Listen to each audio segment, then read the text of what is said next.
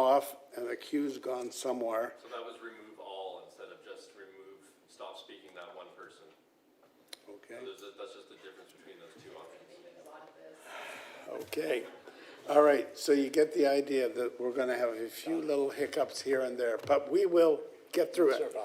Yes, we'll survive and we'll take it slowly.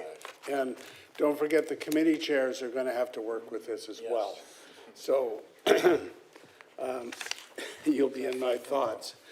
Okay, I think it's 4 o'clock, so we're going to call the meeting, the General Purposes Committee meeting to order. May I have a motion on the minutes? Moved and seconded. Any discussion? All those in favor, opposed, carried. Brings us to the first item of business, the soil or fill use application to staff. Anything to add to your report? Okay, now just a minute. Claudia, turn on the mics.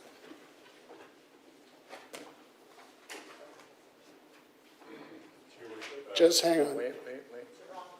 Wait till it's red. The other side's red. No, just stay where you are. Okay, go ahead. To your worship, I have nothing further to add, and I'm open to questions. Move the recommendation. Okay, so that's moved and seconded.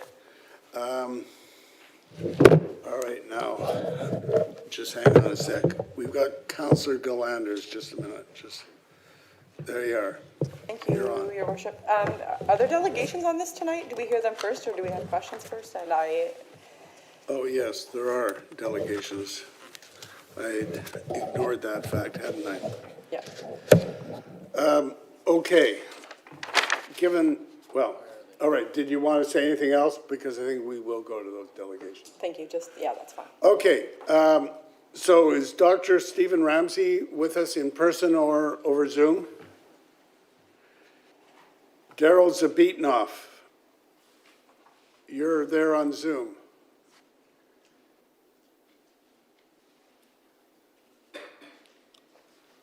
Can we do something to get him involved? Daryl Zabitnoff, just for the audience, this is a combined Zoom and on-site presentation. Yes? No? Is he there? Mayor Brody, he is connected to the meeting. Yes. There he is.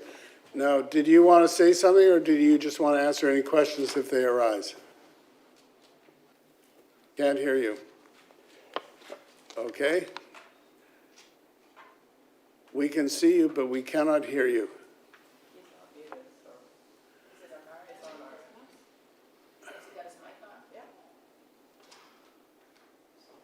Sorry, we can't hear you.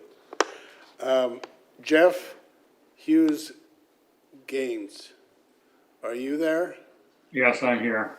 Okay, did you wish to make a presentation or answer questions? I think I'll just answer questions. Okay. All right. Daryl did have, I think he had a presentation, but unfortunately, I know he's been having trouble with connecting to Zoom, so I'm not sure what's going on. All right. Okay, so the motion is on the floor. Councillor Galanders. Thank you.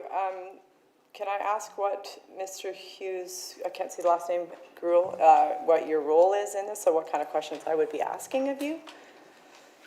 I'm a professional agrologist and soil specialist, and I was asked by Mr. Garcha through Daryl Zabitnoff to prepare an agrologist report for the site. Okay, thank you. So I have a couple questions. Just as, so the soil fill that was unauthorized was already placed on the property, and then the owner wants to bring it into compliance, thereby hired you, and thereby did a soil fill application to have the fill that's on there be able to stay on there, as opposed to having to spend about $13,000 to remediate the property. I just want to make sure of a few things that were unclear, just because this property isn't actually viable to be a blueberry farm, considering the planting area is only 0.38 of an acre.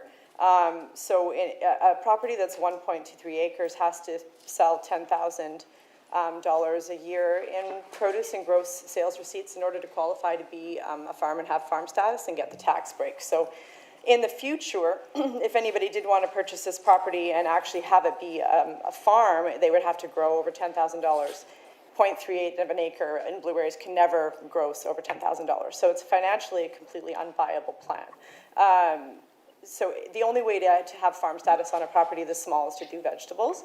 So I just want to make sure that the remediation plan, as far as keeping the soil fill and spreading it around and then adding the soil as is the plan, would keep the property to be viable to actually grow something that would be profitable if it were to be sold in the future, and that we're not actually making the situation worse for that purpose, and having it only be suitable for blueberries, which are not viable. Well, we don't know that they're not viable. We do know they're not viable. It's in the report. The maximum that they could possibly earn is $4,600 after 10 years, and that's not qualifiable for farm status. Okay, So in its current state, it would not be viable for growing anything. Well, I shouldn't say anything. In its current state, it would be difficult to grow crops.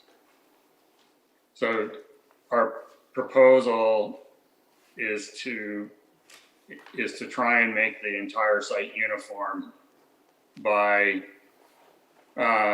utilizing the peat and the mineral resources that are already deposited or already present on the site, and if necessary, bring in appropriate organic amendments like manure or compost to supplement, to create a uniform topsoil.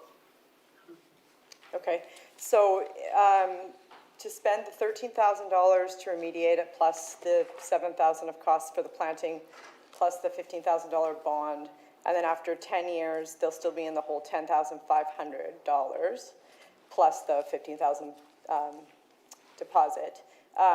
Do you still think that that's a more viable plan than just spending the $13,000 to remediate it? Is that better for the soil in the long run? Sorry, my expertise is not in economics. My expertise is only in soils. Yeah, so just for the soil plan alone, if their fill was unauthorized and it doesn't get approved by the ALC, and they just had to remediate the property, that would require removing the fill. Would that leave the soil in a better situation or worse than going through with the plan? I suspect it would leave it in a worse condition than going through with this plan. Okay, thank you. what? Just a quick question. No, Counselor Wolf. Thank you, Your Worship. My question is perhaps for Daryl Zabitnoff, which is unable to speak to us, but maybe Jeff Hughes can speak to it, or anyone else. Is there a summary of what the presentation was going to be about? And could we get a hard copy of it for the upcoming council meeting, before the upcoming council meeting?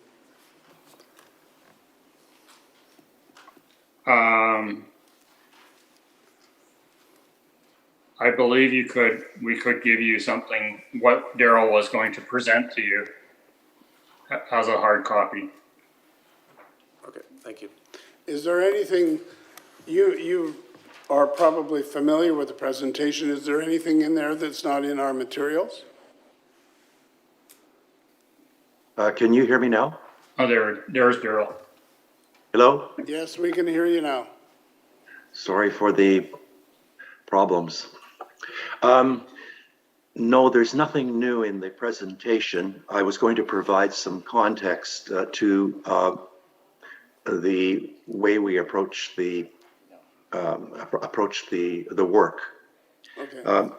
Should I just go ahead now? No, I don't think you need to because we have your report if it's just Okay. what is in there. Counselor Day. Thank you very much. Through the chair to, I guess, one of the speakers, is there any drainage problems in this issue? Because I can't help but notice that it's kind of like there's farming all around it, and then there's this higher area where this illegal soil came in, and I'm just wondering, if we raise it higher, is that going to create drainage problems for the neighboring properties? Maybe staff know, I don't know.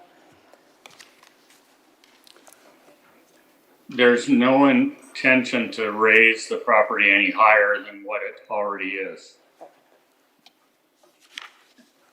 And the property to the north is already higher than this parcel. And the drainage for this parcel is through a storm drain out to number 5 road to the east along the south property boundary. Okay, so this will not negatively affect the properties to the west, the east, the north, and the south? No. Okay, thank you. Councillor Al. Yes, I have a question to staff. Now, I mean, is this very uncommon that we have this kind of situation? The land has already been filled, and then we are asked to approve it. Is it a kind of an unusual situation? Through your worship to Councillor Al, in essence, it's not unusual in the sense that this property was non-compliant. And then we are looking for a remedy to bring it into compliance. And there's two options. One is to go through the permitting process, and the other would be to deny the permit and then to bring it back to a rather costly process of extracting the soil. So this wouldn't be per se common, but it's not out of the ordinary. It's not extraordinarily unusual. Okay, my second question is, so how many more do you think we are in this kind of situation? Through your worship to Councillor Au, we would have to go look at how many properties we have that are given the pathway to compliance that would include applying for the permit. Each case is different. In certain instances, there isn't a pathway to compliance such as this if, for example, the soil were to include prohibited material, because that would run it afoul of the ALC's regime as well as the city's. So each case must be evaluated separately. Okay, thank you.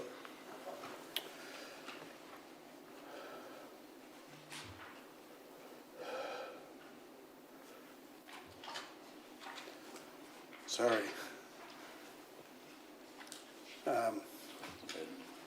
Okay. Just a minute. How do I get it back to the big group?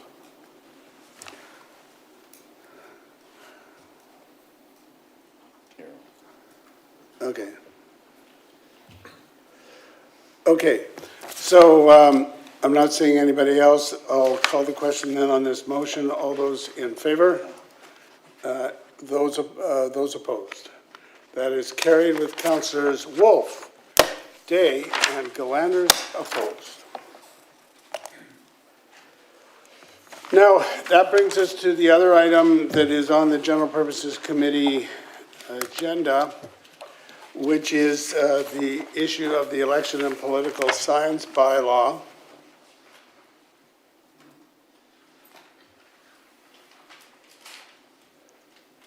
Just hang on a second.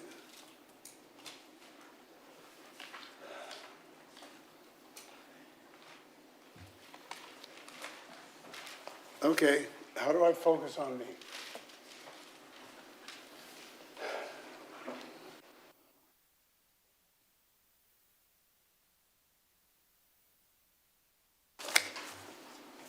Okay. I don't know how he did that, but anyway, he did it.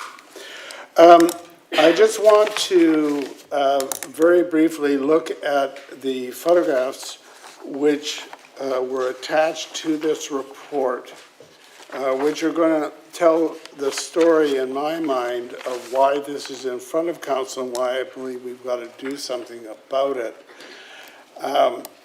We have bylaws that, for instance, regulate the appearance of houses. You know, if you have an unsightly house, we have a bylaw that takes care of that. And to me, in some of the mail we've gotten, we're talking, the suggestion is we're trying to limit free speech or freedom of expression. And in fact, it's not that at all. I believe it's a matter of council imposing for the benefit of this council, for candidates, for provincial, for federal, some kind of reasonable limitations to have a situation that is not so unsightly. We want to express viewpoints, we want to educate, and we want to motivate people to vote. But if you say that more signs means more voters, I think anecdotally this year there were more signs than have ever been seen in Richmond before on any election that I can remember. That's just anecdotal. And the actual voter turnout apparently went down from 36% down to 24%. And very often, the unsightliness was, to my mind, was obvious. Now, I'm not trying to or wanting to single out any single group. I just want to talk about the trends that we are seeing. And the photographs that we have attached to the report are simply representative of what has been seen. So, Madam Clerk, if you could put up on the screen, if we could share the screen so we can see the, okay. So that's the first sign, a set of signs, which is at the vacant lot at the corner of Steveston Highway and Number 3 Road. Not only is there a plethora of signs, but there's at least two groups there that have multiple signs in that area. And that is next to a vacant lot. The next picture, Madam Clerk? No, that is not the next picture.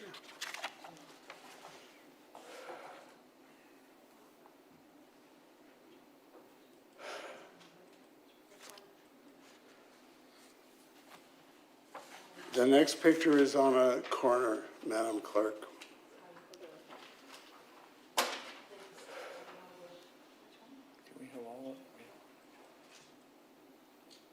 There.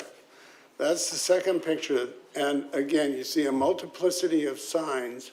I think actually these would be considered to be in the obstruction zone. So, but you can see how many signs there are, including, you'll see a couple of mine that are there. Now, next picture.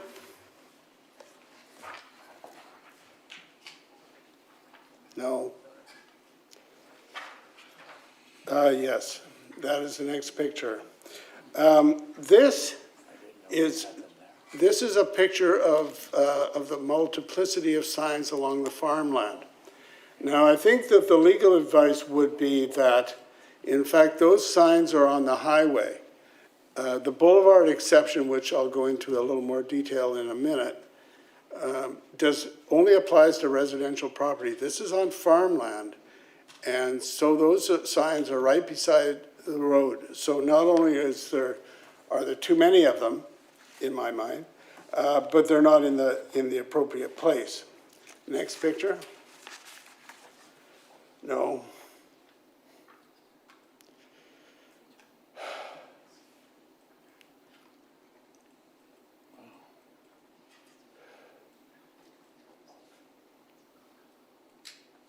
There. That's the next picture. Again, same thing as the previous one, where you have a multiplicity of signs in front, not of a residential property, but in front of a farm property, probably right on the farm. The next one, which is the one in the trees.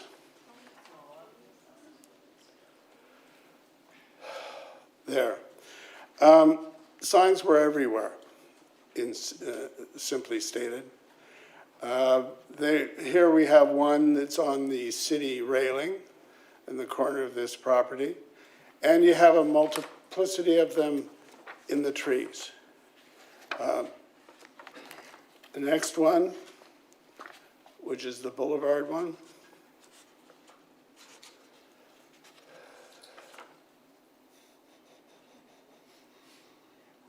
There.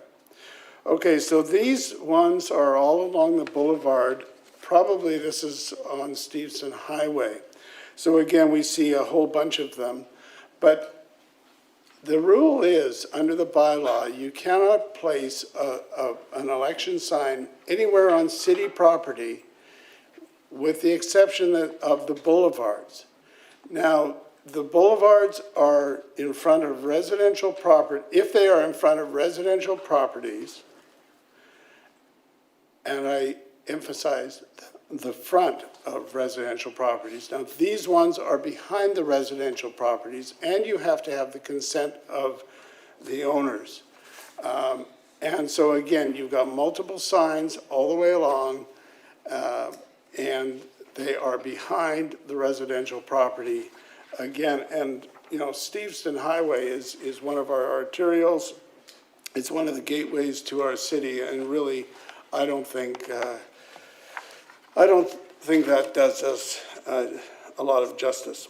Now, the next one. There. Okay, so again, there's a few of these. I think this is along a residential arterial. So again, you have a multiplicity of signs. And the next one.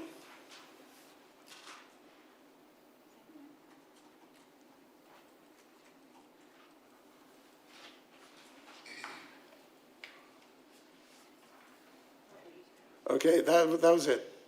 Go back. There. I'm not sure. I think that's probably farmland. I'm just not sure. But again, it shows the many signs. Okay, the next one, which is another one of these ones on the corner.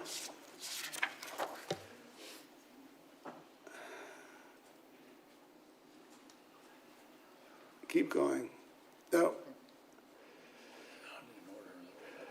We only got a couple more. No.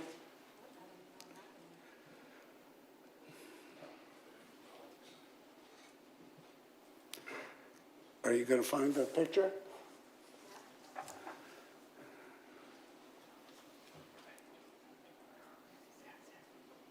Okay, there you are. And again, you have any number of signs right in that corner cut. And then the next one, which is the one with a couple signs on the railings. No. There you are. So we have signs that are on the city railings, on city property. And the final one, that one there. So here's a sign that is on a vehicle which is parked on public property. And we have only one exception to the boulevard exception is really the only exception to being allowed to place a sign on public property. And this one, so you put it on a vehicle and park it on public property. To me, it's really quite inconsistent. Okay, you can take it down. Thanks. Pictures. Okay, so if you look to the grid that we provided to you, virtually every city, except with possibly the exception of Vancouver, has some significant limitations or prohibitions of putting signs on the public property. Some of the areas, they do have, some of the cities do have separate areas where you're allowed to put a reasonable number of signs in a specific area where people can go and drive by it if that's what they wish. The other one is that Langley is in the process of prohibiting the signage which is on their boulevards. I think it's the situation, from what I can gather, is pretty similar. So you have the recommendations that are in the report, and there's any number of thoughts on this. But with those recommendations, you would eliminate the boulevard exemption. People can still put it on their own private property, the signs. But we'd have to make sure that there's appropriate consent. I think for the sake of neatness and showcasing our city, I think they shouldn't be on the trees. We should limit the numbers, and we should take them off the parked cars. So as the result, if these recommendations were implemented to promote and to educate the public on who is running and whatever else you want to say about it, about the election, the signs would go on private property. And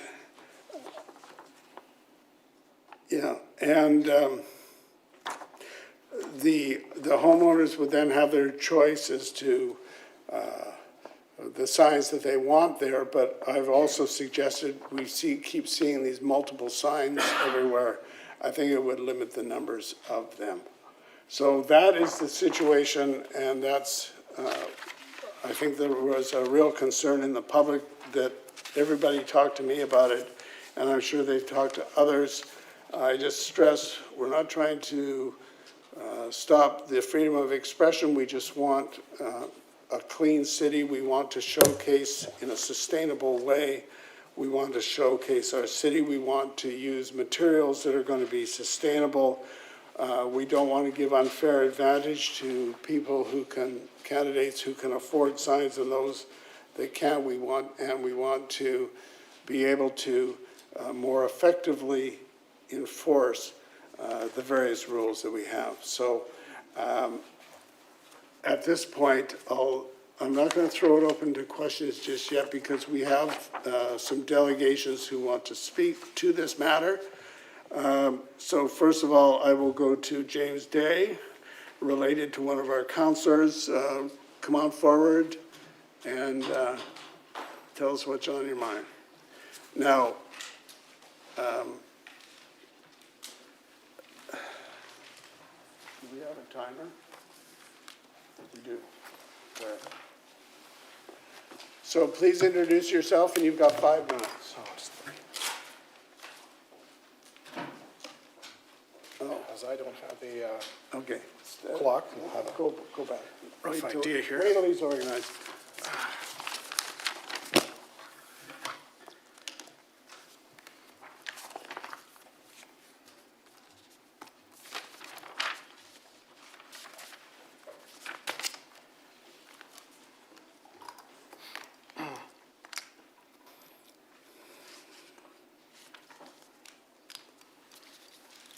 Okay, go ahead. Thank you, Mayor. Mayor Brody, members of the City of Richmond Council, ladies and gentlemen. I had a full presentation, but I think, well, let me start off with the simple fact. I wish to state my opposition to the proposal in Mayor Brody's report to amend the City of Richmond's present election sign bylaw. These amendments would constitute a clear violation of Section 1 and 2B of the Canadian Charter of Rights and Freedom, and the bylaw or any bylaw that may contain them would be considered under Canadian law ultra-virus and oppressive. In 5 minutes, it's very difficult to get into constitutional law. I've written a letter to council. It outlines the case law, and I don't want to go over, but I'm going to toss away my report here because there's some issues that have been raised that are a matter of decided law in Canada. I've argued matters before the BC Supreme Court, and I've argued against retired provincial court justices and lawyers. It's not the ability to list a law or state a precedent or shout objection. That's just theatrics. It's what was behind the reason for the judgment. And often a judgment can say one thing, but the reason that the judgment came into place is in sometimes more important than judgment itself. So to begin with, there seems to be a material misunderstanding. The issue as to, I believe it was, appearance has been dealt with by the Supreme Court, and it has been found that it is not the basis to restrict political signage. Further, it is a matter of law and found by the Supreme Court that the method of disseminating a message has the same rights under law as the message itself. Why? Example, the the French language law in Quebec. Quebec never said that they wanted to change the message itself. They wanted to change the medium for which it was delivered, the language. The Supreme Court has held that not only has the person sending the message, but also the person receiving the message has the constitutional right under the Canadian Constitution Act of 1982, which is the Canadian Charter of Freedoms.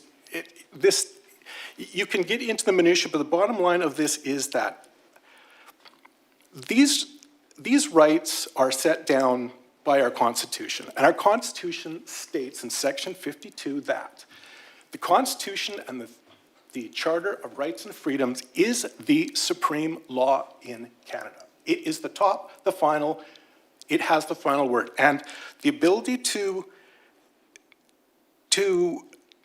adjudicate, to look at, to define what those parameters are has been set out as the Supreme Court of Canada. And the Supreme Court of Canada has clearly held that no city can restrict 100% of the method of any communication. I can cite it, it's in the letter. There's the city of Petersburg. The question as to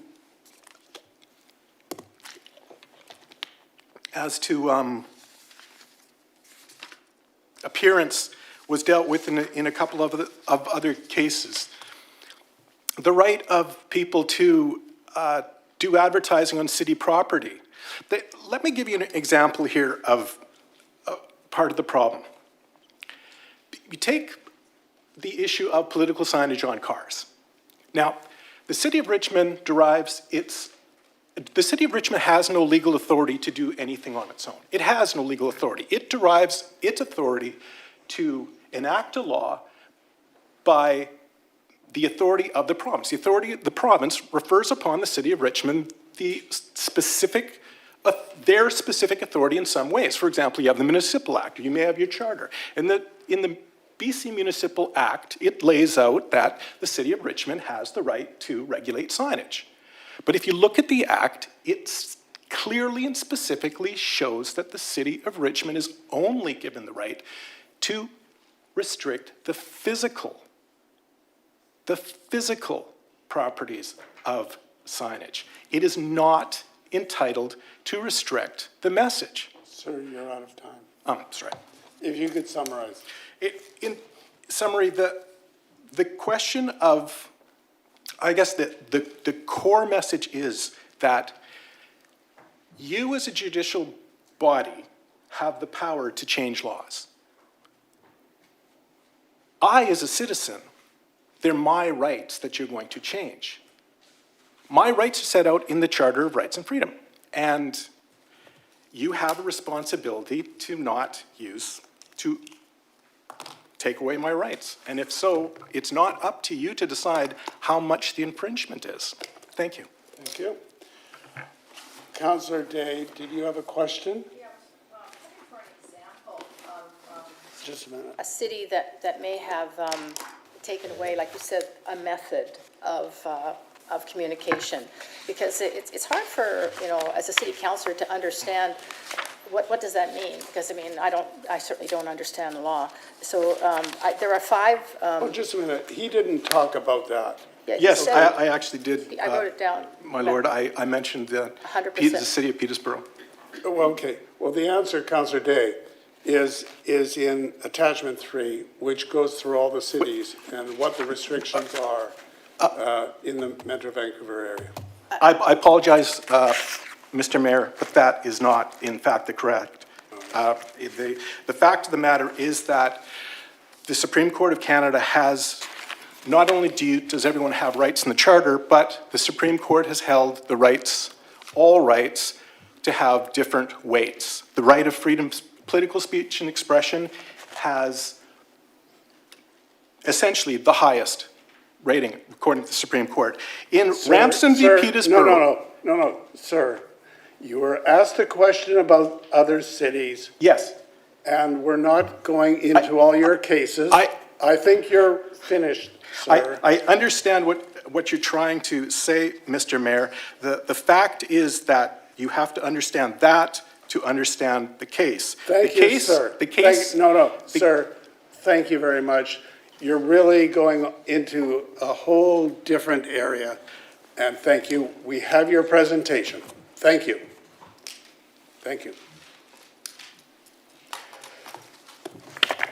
Now, is there anybody here who would like to speak to this item? We will go this gentleman and then that gentleman. Go ahead. Yeah, there's some others here. Please introduce yourself, and you've got 5 minutes.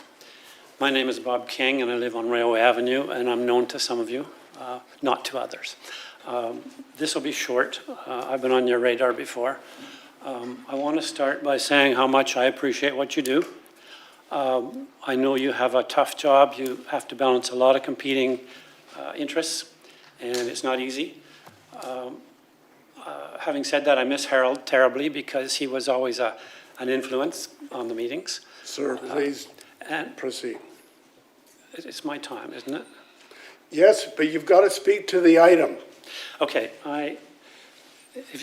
yes, sir. I tend to ramble, so I will go to my notes shortly. But I also want to say I'm very thrilled with the participation in the all candidates meetings where we saw so much talent waiting if you guys decide to go golfing. To the motion, I think my email, which was in your material, probably speaks very well to it. But I will say that I was shocked to see the draconian response to 20 emails or 20 complaints. In spite of what your worship said about everybody complaining about it, I only saw 20 complaints. Now, unless they weren't logged or unless they're only talking to you and not to council, 20 complaints doesn't seem to me to be a waterfall of trouble. How many dog complaints do we get in a year? Does anybody know? Do we have a draconian rule that says you have to enforce the dog rules even though there's no complaints? If so, you haven't visited our parks lately. Stevenson Ballpark is now a dog park. I doubt if it's a legitimate dog park, but it's a dog park. And there are no bylaw officers there. But that doesn't speak to the message either, does it? The analysis that was given suggests that we need to suspend signage or restrict signage drastically to favor those that have less financial resources. But in fact, it says it'll place a burden on those that don't have the resources. I would assert the opposite. Knocking on doors and placing signs is an affordable way to get name recognition. Just ask guys like Mark Lee and Evan Dunphy and others that ran. And there are certain councillors here that ran very many times before they finally got the name recognition to be elected. Not speaking to anybody in particular. So I think that signage is one effective way to let new people in on the process. Also, it's a very affordable way. Without this sort of poor person's way to get into the political process, you're restricted to a political elite that has money to buy advertising on radio and TV. That's what we don't want. A draconian approach to limit election campaigns is effectively suppressing campaigning and suppressing political activity. And we see enough of that south of the border that we don't need it here. So I'm getting on past where I intended to go. And I hesitate to do this, but I think it's time to go there. I like to go to all candidates' meetings.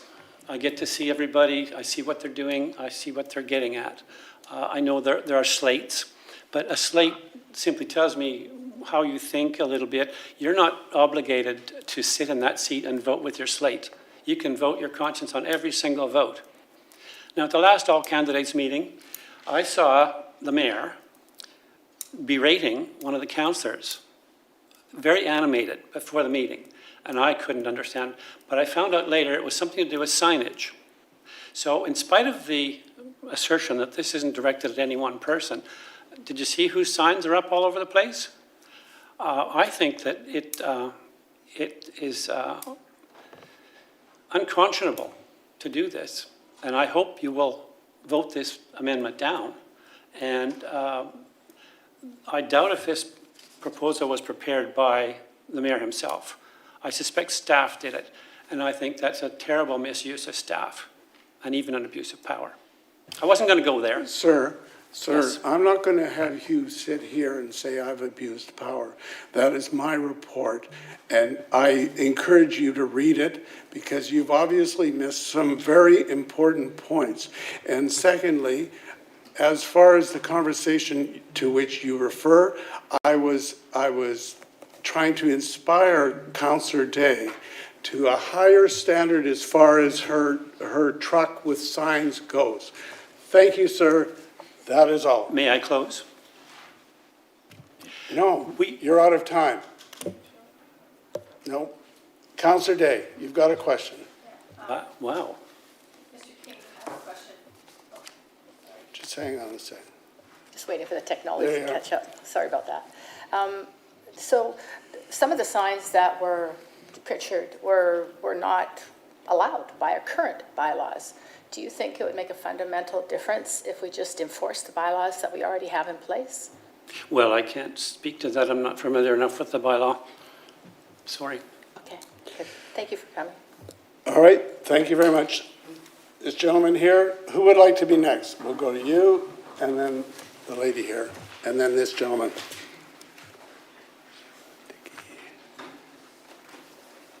Well, good afternoon.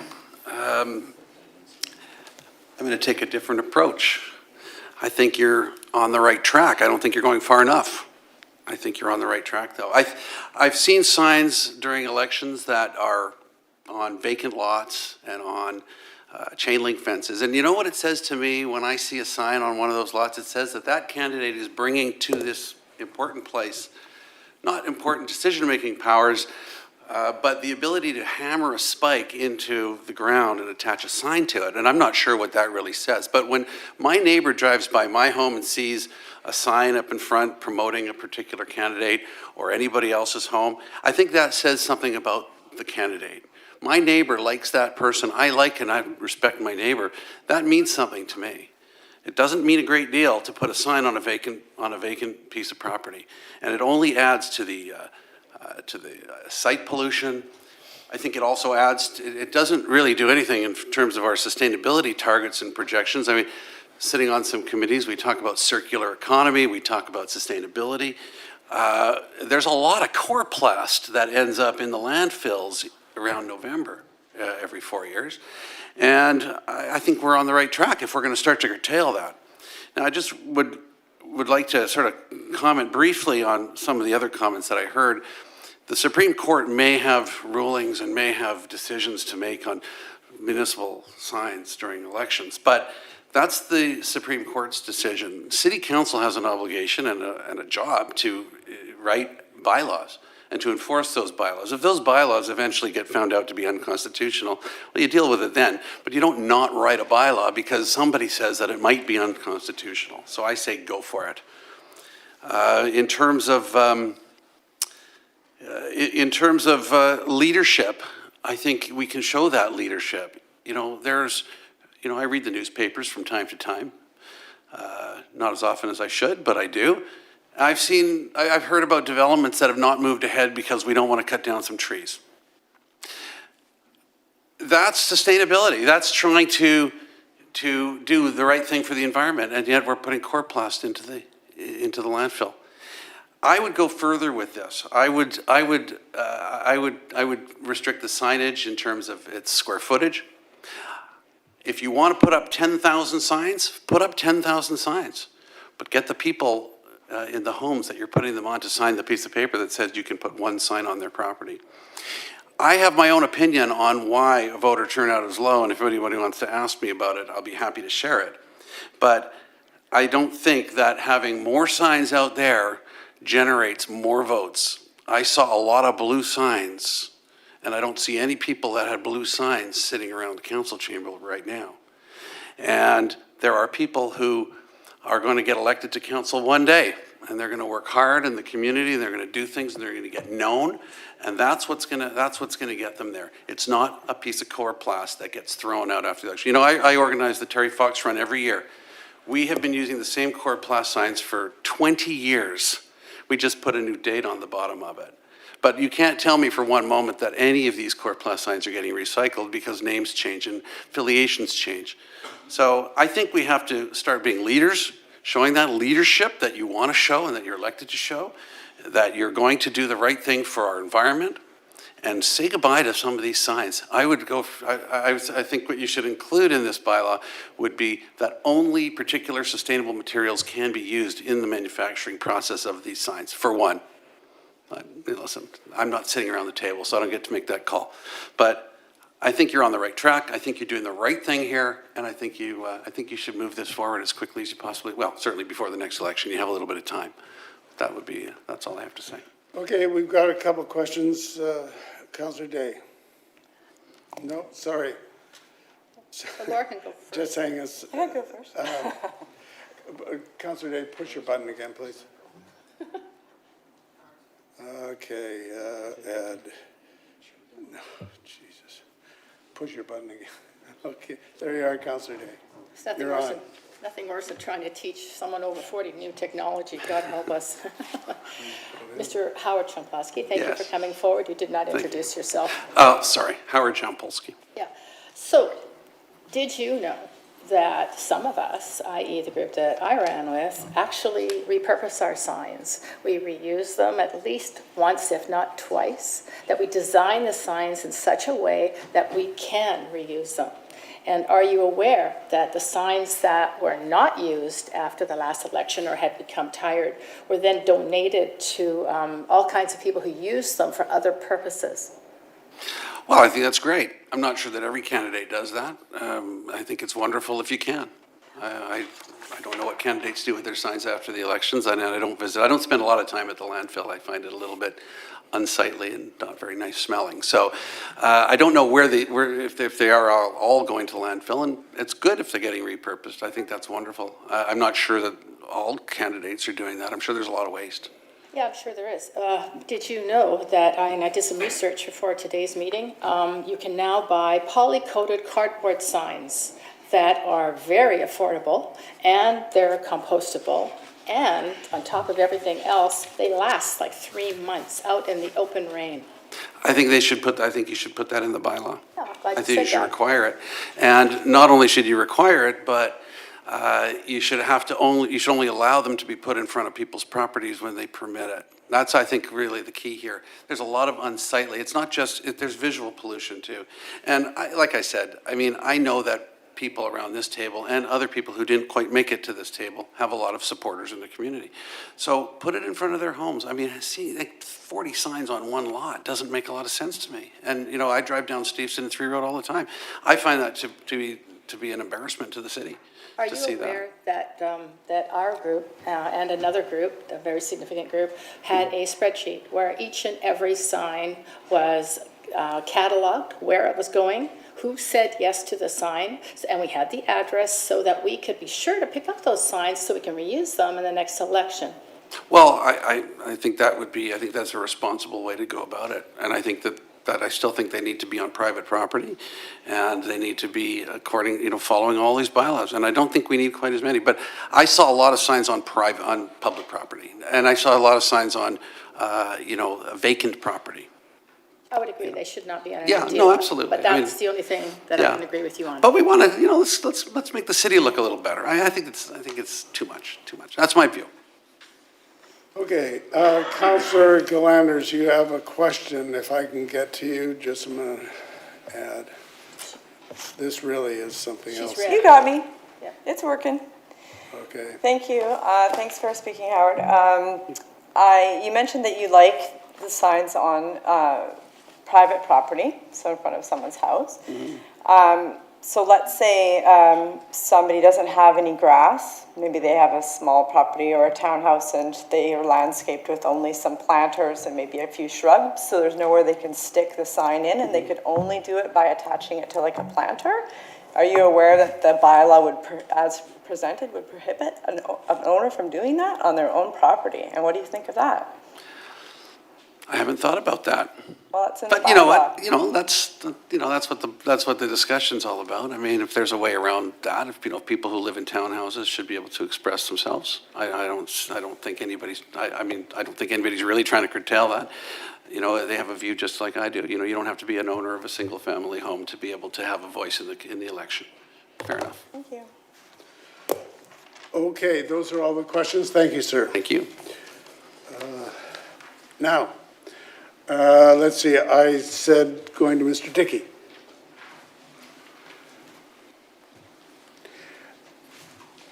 And then Mrs. Starchuk, and then this gentleman, and we'll go to you after those two.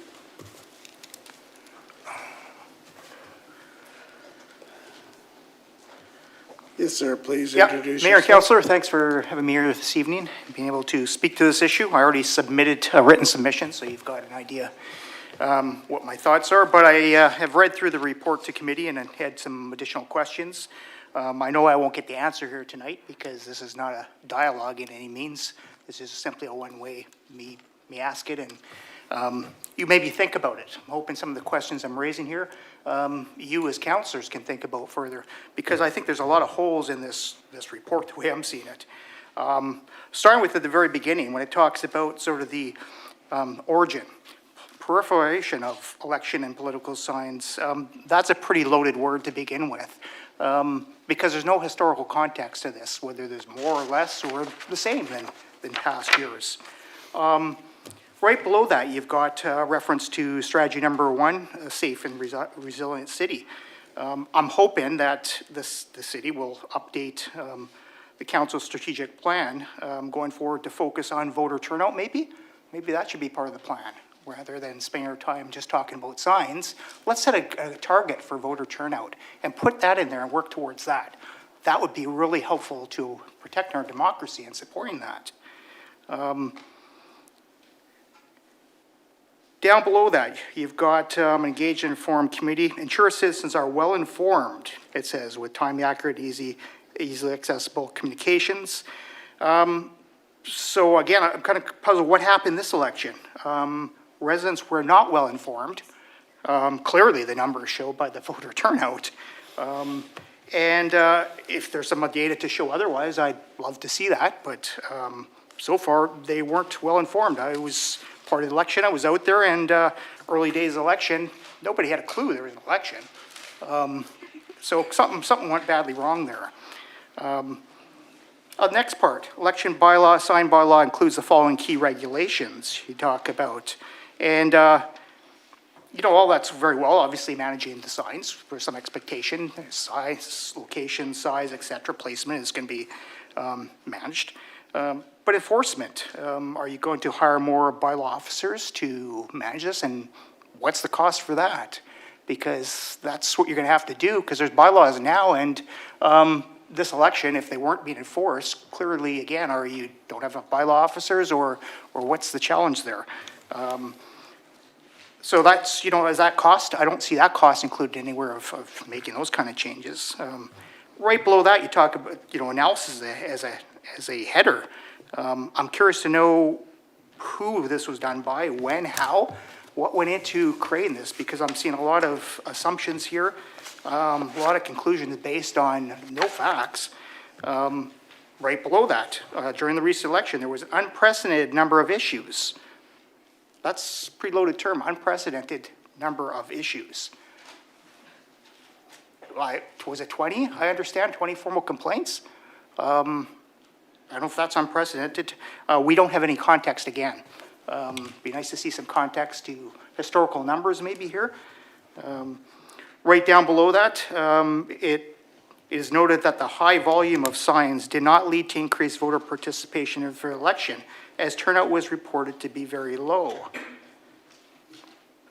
Well, how do you know that it wouldn't have been lower without the signs that were used? How do you know it wouldn't have been 10% if we didn't have the signs out there right now? That's a conclusion based on nothing. There's nothing to it. Further down below, visual pollution and safety hazards. The volume of signs placed throughout the city and the number of signs placed in one area became unsightly. Unsightly, what's the standard for that? Because I've not seen that. Sometimes multiple signs in area promoted the same candidate or group of candidates. So what's the problem with that? It's about getting visibility out there, showing it to people. Hopefully more people see it. The more impressions that's advertising, more people are aware. Right below that, visual distraction for road users. There's all kinds of signs around the city that are a visual distraction. What about realtors on weekends, point out signs, sandwich board signs? Is that not a distraction on sidewalks for drivers? There's distractions all around us. And I know there's safety standards around that, great. But let's face it, the election is 6 weeks long, and I don't think that's going to change the world here. The uncontrolled proliferation of election and political signs favors candidates with more financial resources. Well, does it? Because I would argue that there are plenty of people sitting around here and other candidates who spend a whack of money, online advertising, mail-outs to every home in Richmond, among other means. So it's not just signs. The bigger discussion here should be around all aspects of it. How about an expense limit for candidates might be good, right? Maybe $5,000 or $10,000 per candidate. That might be valuable. Sir, you're out of time now. Can I sum it up for you? Yes, a short summary. Sure, short summary. Well, all this is yet, as proposed, these amendments are based on zero data and research. How about doing the research on the historical low of 25% voter turnout, and if the data shows election signs are the significant barrier to increasing this number, you'd have more public support. Until then, maybe we can simply let us know when the city's action plan to increase voter turnout will be released. Councillor Day, you have a question? As a candidate. Just hold on, sorry. There you are. Okay, we're live. As a candidate in the 2022 election, were you made aware of the sign bylaws that required where signs could be and could not be? Yeah, I read up on it myself, and I will say to the bylaw officers, they did come around at times and help and educate people, which was wonderful to see. But I think they're spread pretty thin, obviously, and probably don't want to take a heavy hand during an election because this is a democratic process. We're supposed to be encouraging people, not trying to dissuade people from participating and getting votes out. Did you notice illegal signs? Illegal signs? I think there's a lot of illegal signs around to some degree. I'm not an expert on the signs, so I'm not going to pretend to be the bylaw officer here. But to me, there's gray areas in all this, I think, when you're getting to measuring exactly where and how. Again, looking to the intent, we should be supporting candidates in all forms getting out and getting the message out there because honestly, the education from the city has not been strong to the public, and we've seen that. And my last question is regarding fines. As far as I know, there was no fines issued ever. So when something is like definitely illegal, like a sign on Ministry of Transportation land or, clearly in an area that is not allowed, do you think that fines should be levied? Well, it depends if you want to take a hard line. It's hard. Then you've got to do that for everyone, to be fair. In the past, the city has, I think, been taking a soft touch to it by letting people know, in some cases removing signs, which seems to be a valid way to go, rather than coming down really hard on it. Again, we're trying to support the process. A lot of candidates who maybe are running too, maybe a first time, they're not as aware of all the rules and regulations. Do you really want to come down hard and dissuade them from ever running again? Up to you, your choice, but I would say we support the process. And again, getting back to getting up in the voter turnout. That's the real elephant in the room here. All right, thank you so much. Okay, thank you very much, sir. Okay, Ms. Starchuk, you're next. And this gentleman will be after that, and then the lady in the front. Yes, ma'am. Good afternoon. My name is Carrie Starchuk. I'm here to talk about the signage on elections. I wasn't planning on talking. I have some letter that I've sent you via email with my concerns about the election. signs. I've sent a letter, I don't know if it was before the election or after, but I did send a letter to the Richmond News on my views of the signage during the bylaw. I would consider myself a pretty good pro on the signs. I've been dealing with signs. I read them everywhere I go since 2010, taking on the language issue. And I can tell you there was a lot of violations during this election. And I was only able to have 2 large signs when I ran for election because they were really expensive. And I was very selective where I put them. But I looked at what there was on the streets, and there was huge signs on the boulevards. And I was really intimidated because there was lots of them. And it has to do with money. And as you run it as an independent, you don't have a ton of money. So I think that, there should have been some enforcement. I didn't have the energy to go bylaw request richmond.ca because there was lots. And I think we can do better. So I have a couple of questions, not questions, but when I put a sign on the back of my car, it was exciting.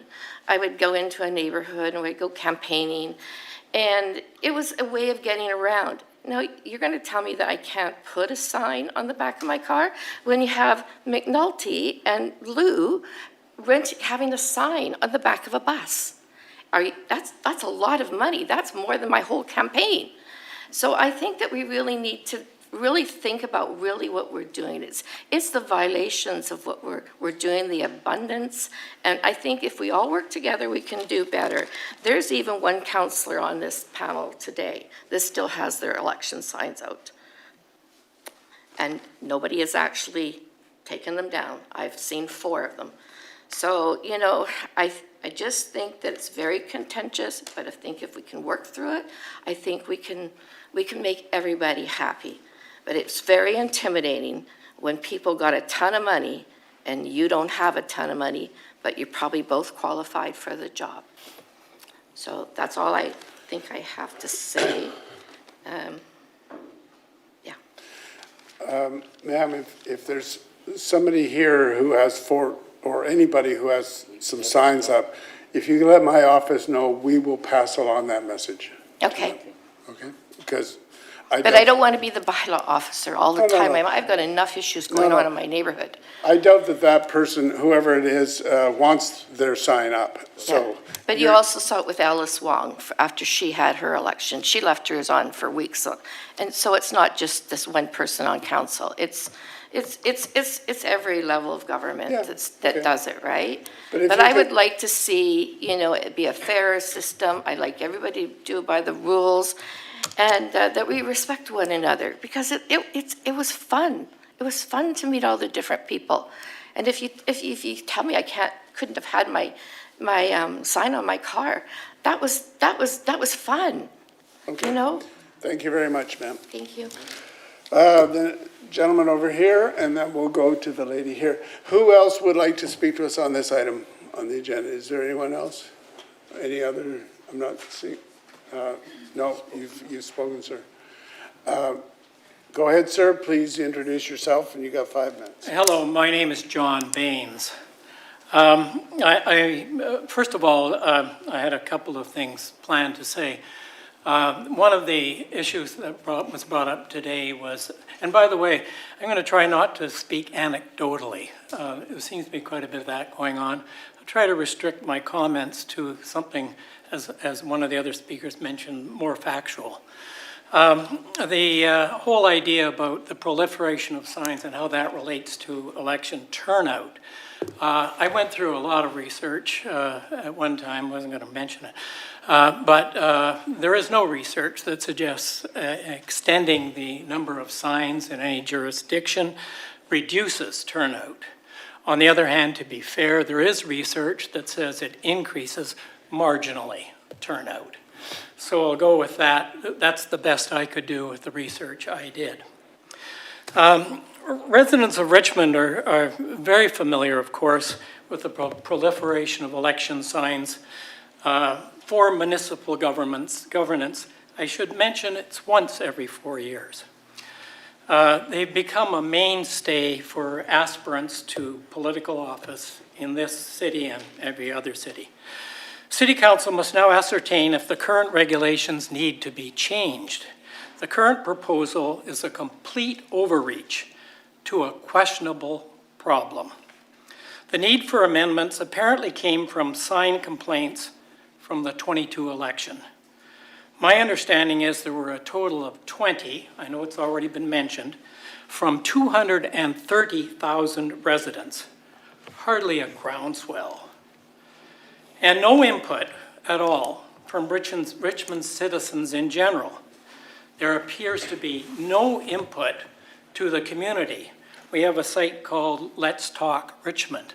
I can find nothing on that forum to address this issue if it is of serious concern to residents. Regardless, most citizens can lightly point out annoyances with the status quo, granted. Instead of considering tweaks to the current bylaw, however, and enforcement, however, the proposal is to essentially gut political signage during elections in Richmond. Signs on public property ostensibly will be banned. That, particularly where they obscure, and granted they can be excessive, particularly where they obscure intersections, road signs, and are not where they should be, i.e. illegal. Current bylaws are not enforced. They need to be enforced.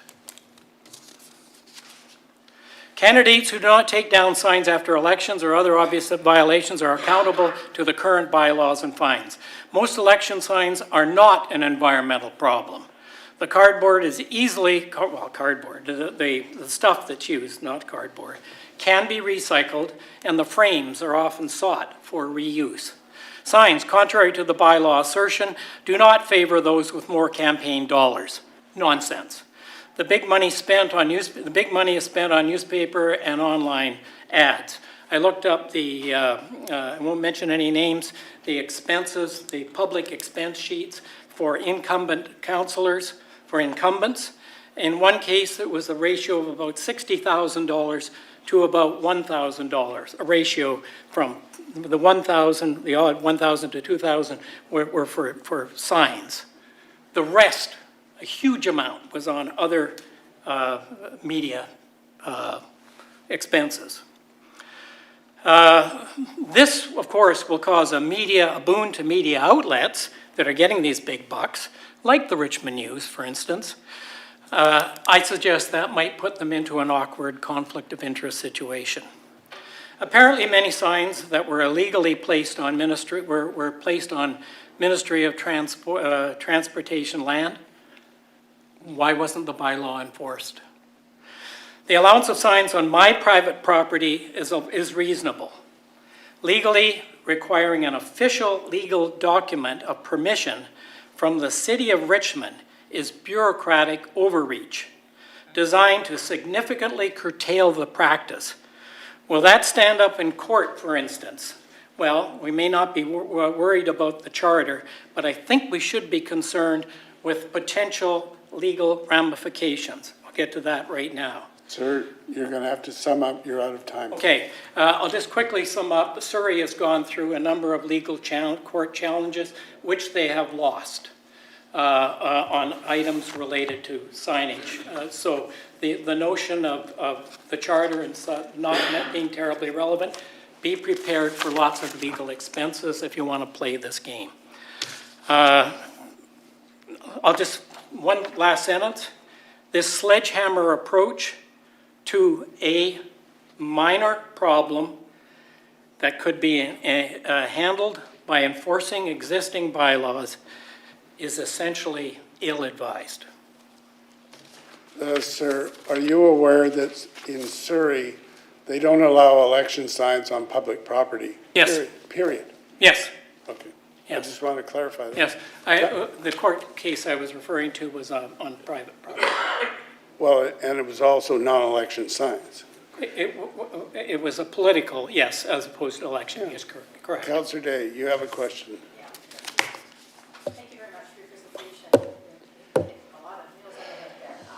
question is, if this bylaw was to go through and you could not have signs on the boulevard in front of your home, do you think that would dramatically increase the amount of homes that would have visible signs?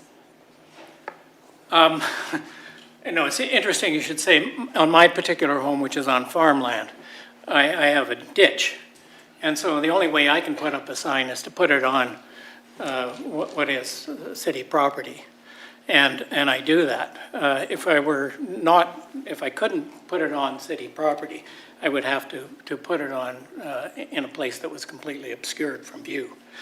So, yeah, I don't know if, did that address your question? That's the exact point I wanted to make, yeah, that very, very, very often. We're just asking questions. Okay, just wanted to thank you for your input. All right, thank you, sir. All right, the lady in the front, and this will be our last speaker.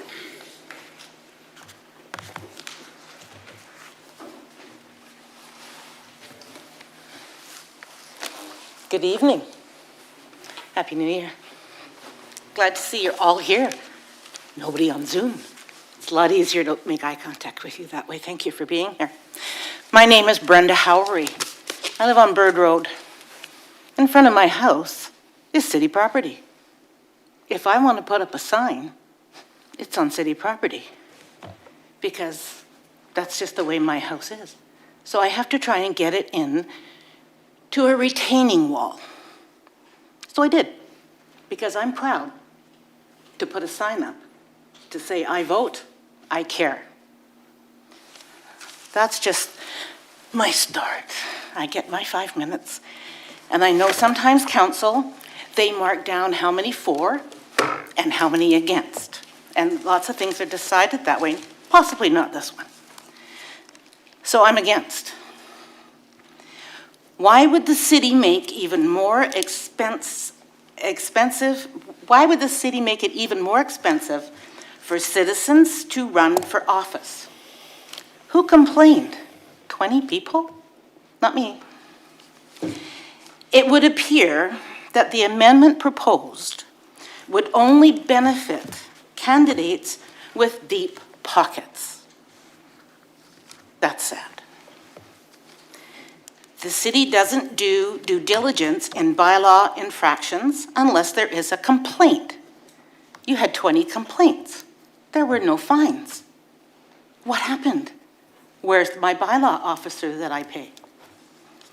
The voter turnout is apathetic at best. Stop putting up roadblocks for grassroots candidates. Freedom of expression is very relevant in Richmond. So many people are using that phrase. So why would you stomp on that phrase now? Freedom of expression. I vote. I have a candidate I support. I stand on the side of the road and Burma shave, which I did for the first time this year. It was a riot. It was fabulous. The reaction I got from people in their cars, toot their horns, put their thumb up. I'm yelling, yay, thank you, thank you. It was an amazing. So people in Richmond are engaged.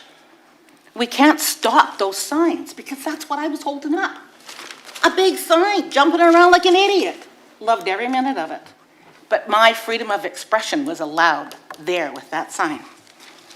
A sign on a boulevard or in front of a supporter's home is a concrete way of saying, I care, without the cost being prohibitive. I don't have to sign anything. My word is my bond. You come to me and you say, can I put a sign on your lawn to support me? Yes, I'd love to have your sign. It comes up, the election goes through, it comes down. No problem. I don't have to try and connect with somebody to sign my name.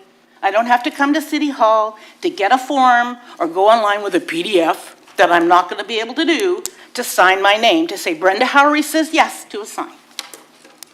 So that's not so good. Where's the rationale and statistics for the proposed change? 20 people, 20 complaints.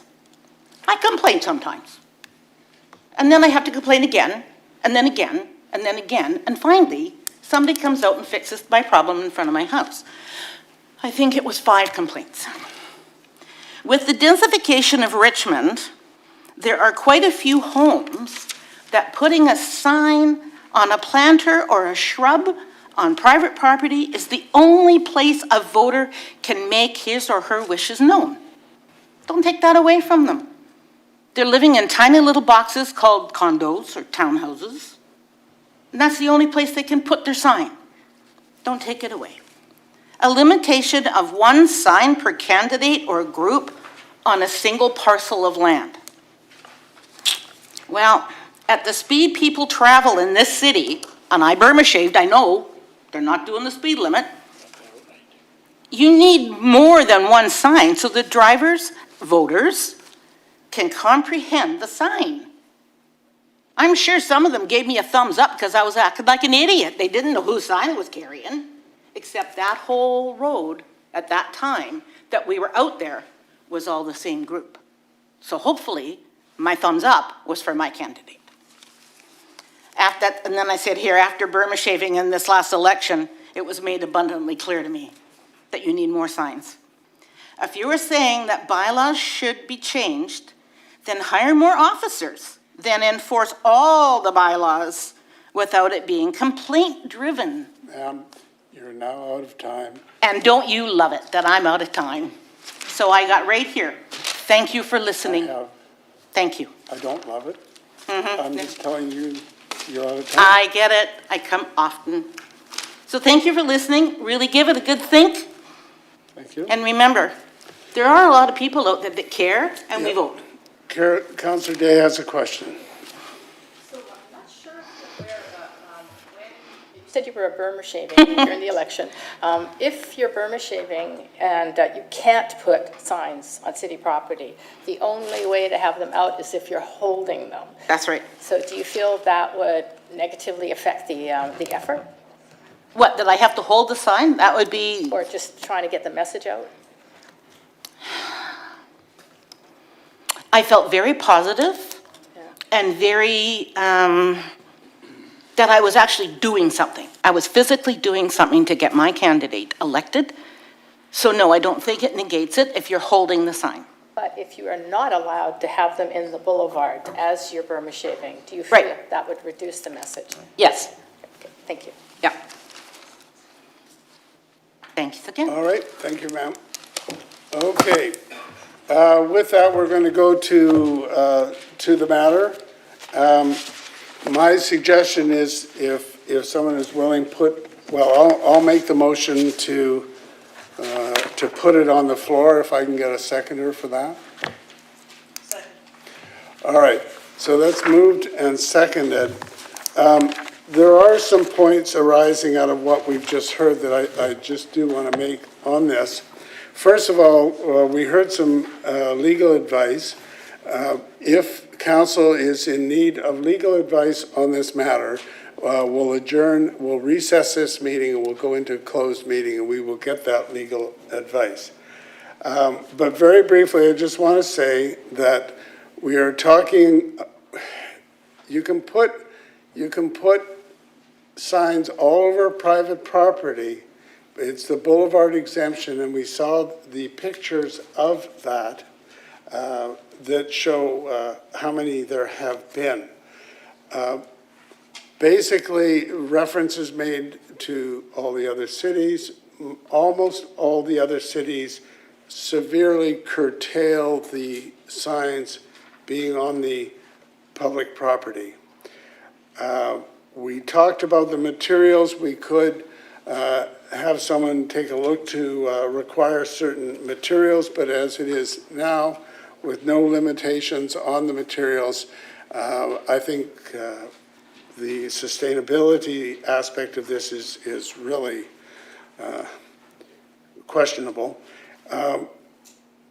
Reference has been made to enforcement, and I think that the answer to enforcement is to make the situation very simple, so a bylaw officer won't have that gray area to worry about. Just either it conforms to the situation conforms to the bylaw or not. The bylaw officer can take any steps they want. And also reference has been made to the number of complaints. I don't attach anything much to the number of formal complaints. There was a mention of a number of informal complaints. The reason I brought this forward is because the people I talked to in the public were really upset by the mess created by the multiplicity of signs, and that something needs to be done about that, something within reason, something commensurate with what the other cities would expect. Councillor Day. Yeah, thank you very much. Okay, thank you very much. I won't be supporting this motion, and I won't be supporting referring it back, because as a whole, it just doesn't do what we need to do. The key issue is voter turnout, and I have a motion here that I will pass around that increases voter turnout, but we'll get to that later. Let's deal with this motion. We have heard from the public in large numbers. Walter says it's undemocratic and must not be allowed to proceed. Laura Lee says that it seems rather cowardly to do it once the election is done. My vote would have been different had I known what was in store from some members of council. Teresa writes that prohibiting signs does the opposite. Election signs are a democratic process. And she further writes that the restriction violates the Constitution-protected right for free expression, long regarded by the courts as a fundamental part of functioning democracy. Deb and Jim write that we should also want election sign on our car, and now that's not allowed. They're not happy about that. Marion writes that thousands of potential voters live in condos and apartments without ready access to local newspaper. And the easiest way for them to get involved in an upcoming election is via roadside signs, which are a time-honored method of connecting with voters at election time. Inge writes, please don't change the bylaws, because it's too expensive to run ads. David writes, I think that the proposed restrictions, particularly the one requiring property owners sign an agreement for permission to post, goes too far. James writes that to strike down the present portion of the city bylaw is basically against the violation of 1 and 2B of the Canadian Charter of Rights. Dawn writes, some need to explain to me how these recommendations will increase voter participation. It won't. Pat writes that if the city follows through with the mayor's request, these new restrictions will further enhance inequities of how voter information is distributed by giving overwhelming advantage to those well-ensconced incumbents and candidates to access to expensive digital media and newspaper ads. Bob writes, it sounds like a terrible attack on the election process. He also writes that, in my opinion, strict or unreasonable limitations on signage would unfairly impair the average citizen's ability to be involved in the political process. Colleen writes, the city fails to monitor the bylaws we already have. How do you propose to enforce even more of them? And she also writes, I just wonder what the justification is for these restrictions. And I particularly note that a total ban on signs on private vehicles is wrong. Steve writes, it feels like democracy is to be at stake with restrictions like this. Penny writes that during the last election, there were many signs around, and they created dialogue in her neighborhood, which was good for the community, and it got people talking to one another. She also said we need to get more dialogue in order to get the electoral out to vote and take an interest in our community. Gina writes, I'm objecting strongly against the bylaw, which diminishes the freedom of citizens of Richmond in expressing their political appointments by signage on property personally owned or city-owned. Do we have all these letters? I'm not finished. I'm asking if we have them. Not all of them. Some of them came to me directly. The mere fact that devoted time and attention to this matter that it should have been paid on actually solving real bylaw issues came from Anne. Betty wrote, why would the mayor care about this? Helmut wrote that further, this amendment is contrary to council's strategic plan, number 8, an engaged and informed community to ensure citizens are well-informed in a timely, accurate, and easily accessible communication through a variety of methods and tools. Citizens will be less informed, he says. Jerome writes that this would highlight the general voting information. And John writes that the restrictions imposed by the proposed amendments limit freedom of speech unnecessarily. And we have all kinds of data from groups that have studied, university groups that have studied Italian issues, and they do increase voter turnout, which is important. This particular candidate was a mock candidate, Mr. Ben Griffin, and he managed to get the top 3 because he had signs everywhere. So, as I mentioned earlier, I do have a motion to actually do something, which is to increase voter turnout, and I'll pass it around. I would ask Council to please vote this down so that we can get on to the business of increasing voter turnout. And I'll pass these down. All right, other speakers? Councillor Al. Yeah, I have questions to ask, and I don't know if and especially on the attachment 3. So should I ask it to you or to staff? Depends on what it is. Okay. Now, because I think I need more information about some of the information there. For example, in Delta, it's mentioned that the bylaw lists North Delta, Lagna, and Tawasan public property permitted locations. So I just want to know what does that mean? Do you mean the city, Delta City, say, okay, these are the particular locations that you can put signs on? And Yes. other than that, there's Yes. none, okay. They have designated areas in Delta where you can place your signs. And they have limits on how many you can place and the size and that sort of thing. So I don't know how many there are, but there's a number of, they are designated areas. Okay, so out of those areas, nothing is permitted? On public property. Okay, good. Thank you very much. And my second question is about Burnaby. Again, it's mentioned that consent must be in writing and produced to the city promptly upon request. So, Just a minute. for Burnaby. Oh, yes. Yes. Okay, sorry. So, is the consent form is similar to what we have in mind, or what you have in mind? Like, I don't know what the form of the consent is, but it has to be in writing and produced upon request. Okay. Third question is about Coquitlam. Now, it's mentioned that not permitted on any vehicles or trailers. So do you mean parked vehicles or vehicles carrying signs? They may be magnetic attached to the car and going through the city? Or nothing at all, you know? What it says there is all I know about that. So probably, even you put some stickers onto your car, it's not My allowed. guess is that's probably okay, but I just don't know.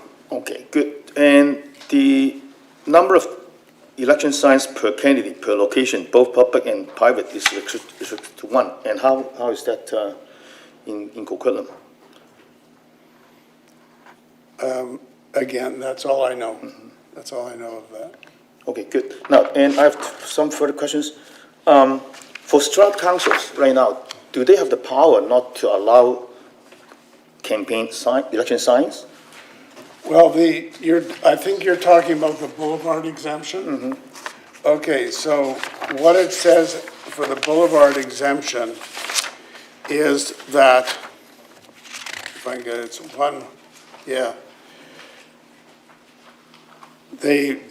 it's 1.2, but 2, political signs with a sign face of no larger than such and such may be erected on a boulevard immediately in front of a parcel used solely for residential purposes with the consent of the property owner, or the strata corporation in the case of a parcel containing strata lots. So I take it from that the strata corporation could then prohibit it if they so chose. Okay, so if they have the power to do that, So why is not reasonable for the city to have power to restrict some of these signs? On city property, I think it's reasonable. Right. It's just a question of whether you want to do it. Okay, finally, my question is about the vehicles with political signs being parked in public place. Now, if I read correctly, there's already a bylaw saying that you cannot do that, right? Let me just. So are we let me get- redundant? It's not quite that simple. Oh, my goodness. GP 69, the last recommendations, number 5. 69, yeah. No. Where is the one on the vehicles? I've seen it so many times. What it says there is that you cannot park or store a vehicle for the sole purpose of showing your sign.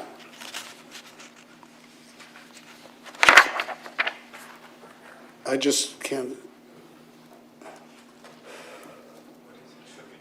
Oh. Is a vehicle being a political sign of any type displayed on a vehicle, including a truck trailer, that is parked or stored primarily for the purpose of displaying the political sign. You can't do that. That's on page GP 73 at the top, G. Yeah, so how is this different from what you're proposing in terms of, the vehicles? I'm taking the motivation out of it. I'm just saying, you can, if this went through what is on the floor, you could have signs on a vehicle. The province will have its rules as to what you're allowed to have on your vehicles. You just cannot park it in the way that you see. You can't park it on public property in the manner that you'll see on page GP 84. So if you want to park it in your driveway, you can. If you want to park it on the Walmart parking lot, you can, because that's private property. You just can't park it on a city street. You can't park it at a community center. Those are all city lands. Okay, my final question is about enforcement. So, enforcement has been mentioned a few times as a problem. So why is it not being enforced? I don't know if staff wants to comment on that.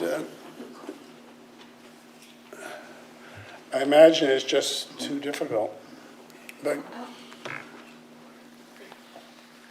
go ahead. To your worship, to Councillor Rao, there were 20 calls for service that came in this election cycle. Compliance was obtained in all calls for service. Please speak up. To Councillor Rao, there were 20 calls for service this election cycle, and compliance was obtained in all 20 of those instances.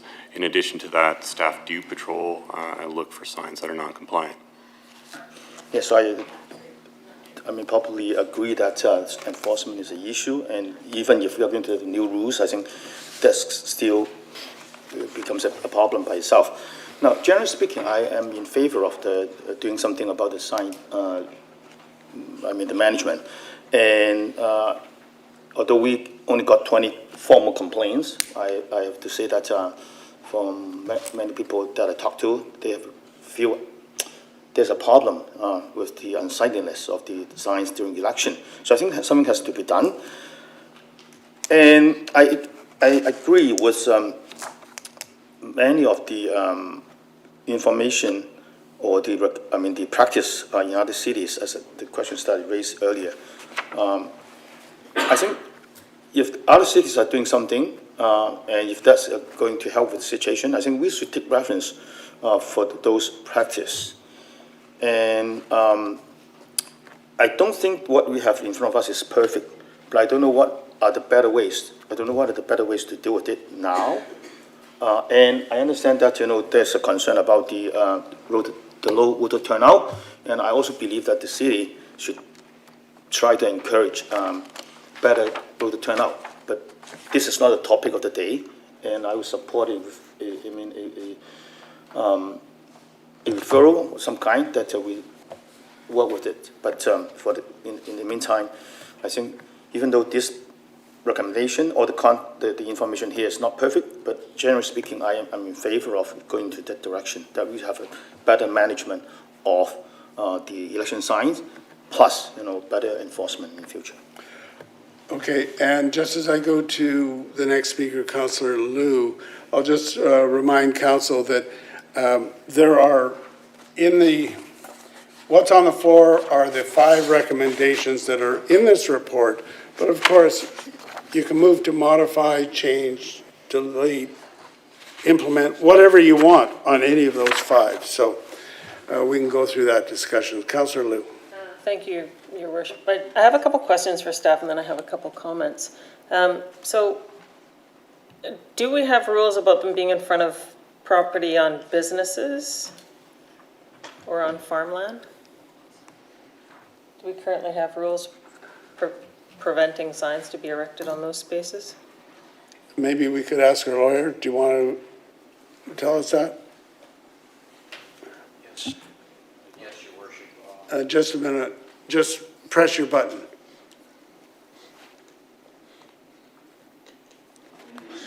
Just a minute.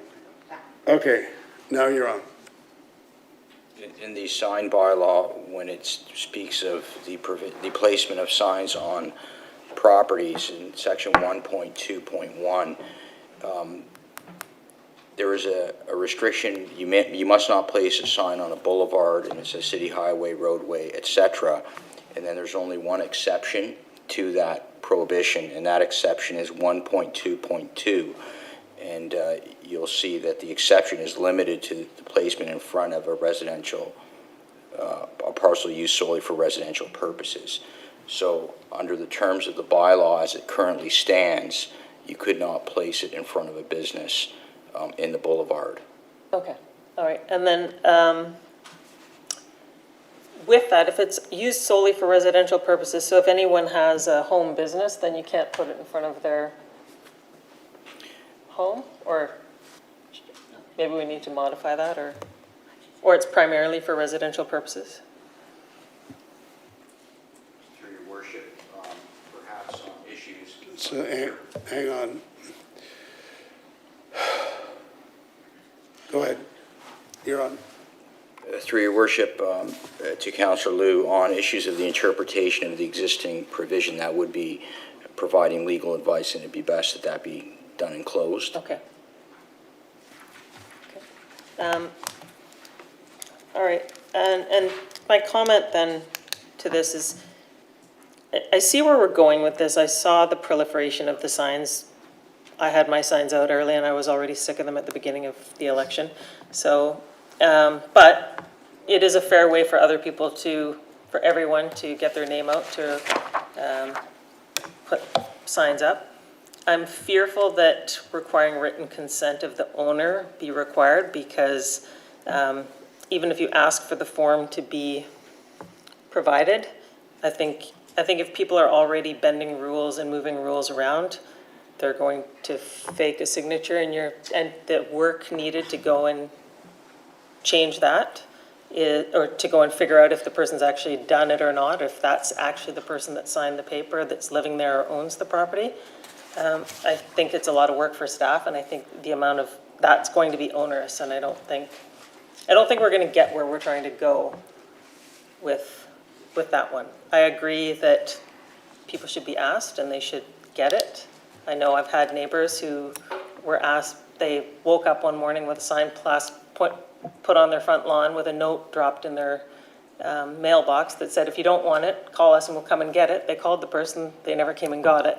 So until after the election. So, I know that there's strange things going on. I know that people aren't following, not only aren't they following the rules, they're not following the spirit of the rules, of where we're trying to create it fair. We're trying to make sure we have permission.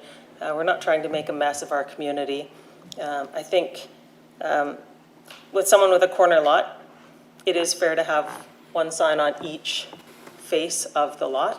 So I'd be fine with limiting it to one sign per edge of the direction of the yard. I think that's fair, and I think Most people could agree with that and be okay. If they don't have any yard available, then how else are you going to put it up if you don't attach it to something? That being said, you're still not allowed to attach it to city property. You're not allowed to zip tie it to, or to hydro property, right? You're not allowed to tie it to telephone poles and light standards and railings anyway. So I think part of it is just everybody doing it, but I can support a few of these. But I would move to amend number 3, prohibit signs, number 4, the limitation of 1 per candidate or group on a single parcel. It should be 1 per road direction. Okay. Do you want to move that right now then? Okay, we'll come back to you, okay? Councillor Galanders. Thank you, Your Worship. I also have some questions of staff. I've heard 3 things said that do not make sense. When Councillor Al was talking about the stratas, you guys were implying that a strata can prevent an owner from putting up political signs on their property. That's not true. The Strata Act, they don't allow that. You can't restrict political signs as a strata, as far as I know. I looked it up during the election, so, because someone who lived in an apartment told me they weren't allowed. So we looked it up, we found out that they actually were, that stratas could not prohibit that, and they put it up. The other thing about the commercial properties, so when Councillor Liu asked staff, are you allowed to put it in front of a business? The staff answer was just about the boulevard in front of a business, but that doesn't specify that a business couldn't put up a sign that wasn't on the boulevard. So I would like to know that because, like, for example, if we make all these changes and you can't have signs visible on any houses anymore because they're right behind the bush that you're not allowed to strap it to, but you could still have your big one up at the mall, all the shopping centers where some candidates often get their signs put up. Could they not, if they weren't on the city boulevard, but they're on the mall itself, is that, our bylaws not preventing that, is that correct? To our lawyer, do you feel comfortable answering that in public? Yes, Your Worship. When I answered the question through Your Worship to Councillor Galanders, I understood the question to be focused on the prohibition on boulevards because the provision that was being referred to was the one that spoke solely of residential purposes. And so that was the answer I gave regarding that. But if it's not on the boulevard and it's on private property and it's a commercial entity, well then they're not subject to that prohibition. And so the same with farmland. I have a question about there are residences often on farmland, so often we ask the person living in the house on farmland, and it could go on the parcel between their house and the sidewalk if there is one. But earlier, I believe in the mayor's report, you were stating that if it was farmland, it's not allowed at all, and if it's on, because that's a transportation road and not considered a boulevard. So in the past, councillors have had, for example, a large sign on a tractor trailer in the middle of a farm field.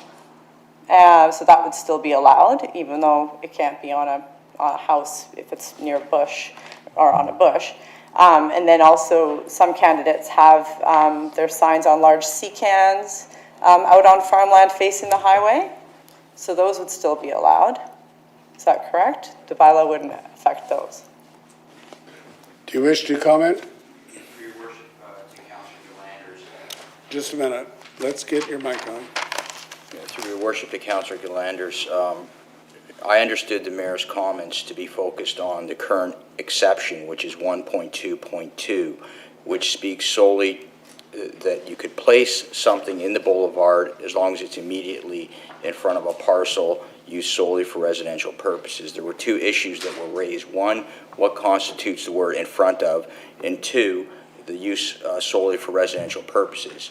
So to your question about, well, agricultural land, again, that, as I said previously to Councillor Liu in response to her question, that comes down to the interpretation of section 1.2.2, which I would be happy to address in closed council. But again, coming to the point of the mayor's comments, as I understood them, they were in relation to what the current wording is in section 1.2.2. the reference to in front and then the reference to residential. Thank you. One more question about the in front. I don't have it in front of me, sorry. Does the bylaw exception rule say the words in front of a residence, or does it say adjacent to? Through your worship to Councillor Gillanders, just quoting exactly from the section 1.2.2, it reads, on a boulevard immediately in front of a parcel used solely for residential purposes. And then it goes on. So it does use the word in front. Thank you. So I just want to make a comment about that. When they were talking about the signs along Steveston Highway that were between a property and the sidewalk. Just so you know, during our campaign, we went inside the cul-de-sacs and we asked every single one of those houses. We said, you've got frontage onto Steveston Highway. Do you mind if we put a sign between your property and the sidewalk? I thought that the rule was adjacent to. I didn't realize it was in front. So, I thought that all of those signs were compliant. We certainly don't stick them anywhere, and we did have a spreadsheet of like 472 names with consent and dropped off thank you cards to everybody who hosted a sign. So anyways, I do have some concerns about the proposed changes. So the one sign per group, like if we took it off of city boulevards, city property, and had it in a sanctioned spot where everybody had an opportunity to have a sign, saying one sign per group means that our signs are all, for our party, are completely invalid, because we've always designed our signs to be 2 names per sign so that they're readable. So this gives an unfair advantage to somebody who's running as a independent, and they can have a nice large name that's readable, and then we would have to have our 4 names, for example, on a sign that's unreadable. So I think that it should be, every name should have representation, regardless of if you're with a party or not. I mean, would you take the party name off of the sign and just have names? But it's, we shouldn't have to have our name this tiny just because we run in a group. So I think that should be 1 sign per candidate, or every candidate should get to. Anyways, it should be two names per sign or whatever would actually be inclusive of what we've all done here for the most part, and this affects everybody. So I do not agree with the owner-occupant having to fill out forms to express their political views. I believe that's a huge overreach. I think that parties could provide their spreadsheets just as reference, like we have consent for all of these properties, and if you want to follow up on it, you can cross-reference the party's document. Like I've said a few times tonight, if an owner doesn't have grass but has a landscaped front with only trees, shrubs, or planters, how could we dictate that they can't secure a sign to a planter? This is also a massive overreach, completely out of our jurisdiction. I don't think that that's reasonable at all. And that goes to my other points, is that if this went through, you're basically going to eliminate 95% of any visible signs throughout the city. Yet signs on the malls will still be there, big and visible for everybody to see. And the signs on the sea cans out on the farmland facing the highway will all be big and visible for everyone to see, but not the people that go door to door. Some, like us, and you guys too. Some candidates put their signs on, okay. Also, I'm also against if a candidate wishes to put a sticker on their vehicle during the campaign, that they can't go and park it somewhere. I mean, I agree that you're not supposed to park it and use it as a billboard intentionally, but it is, fun to have a sign on a car. And, our party did have signs on private vehicles, and other parties had signs on public vehicles. So do you feel like this would be, unfairly targeting one group that had the signs that way? I am supportive of some changes to signage. I really had wished that this could come about in a more inclusive way. I think that we should have had a discussion. We can still do this, is have a discussion about voter turnout and how can we engage our citizens. And what we could do is we could ask somebody, Mr. Baines brought up the Let's Talk survey, and that's exactly what I was thinking too, is we could ask, Let's Talk, why don't you vote? What would inspire you to vote? How do you learn about new candidates? Do you find signs an effective way to learn about new candidates?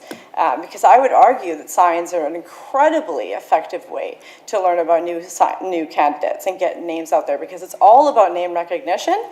And if you take away the visual of people driving down the street and seeing names, then people are only going to vote for who they know. It's most likely just going to be incumbents, and it's impossible to get your name out there. And I would say, like for our group, for example, the vast majority of our advertising was signs. We did very little mail-outs brochures because they're incredibly expensive, up to $100,000 or more to mail to every house in the city.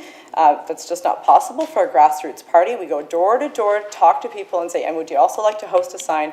And we have 3 elected candidates. I ran for the first time and I got elected. So I would say that it's a very effective method of campaigning.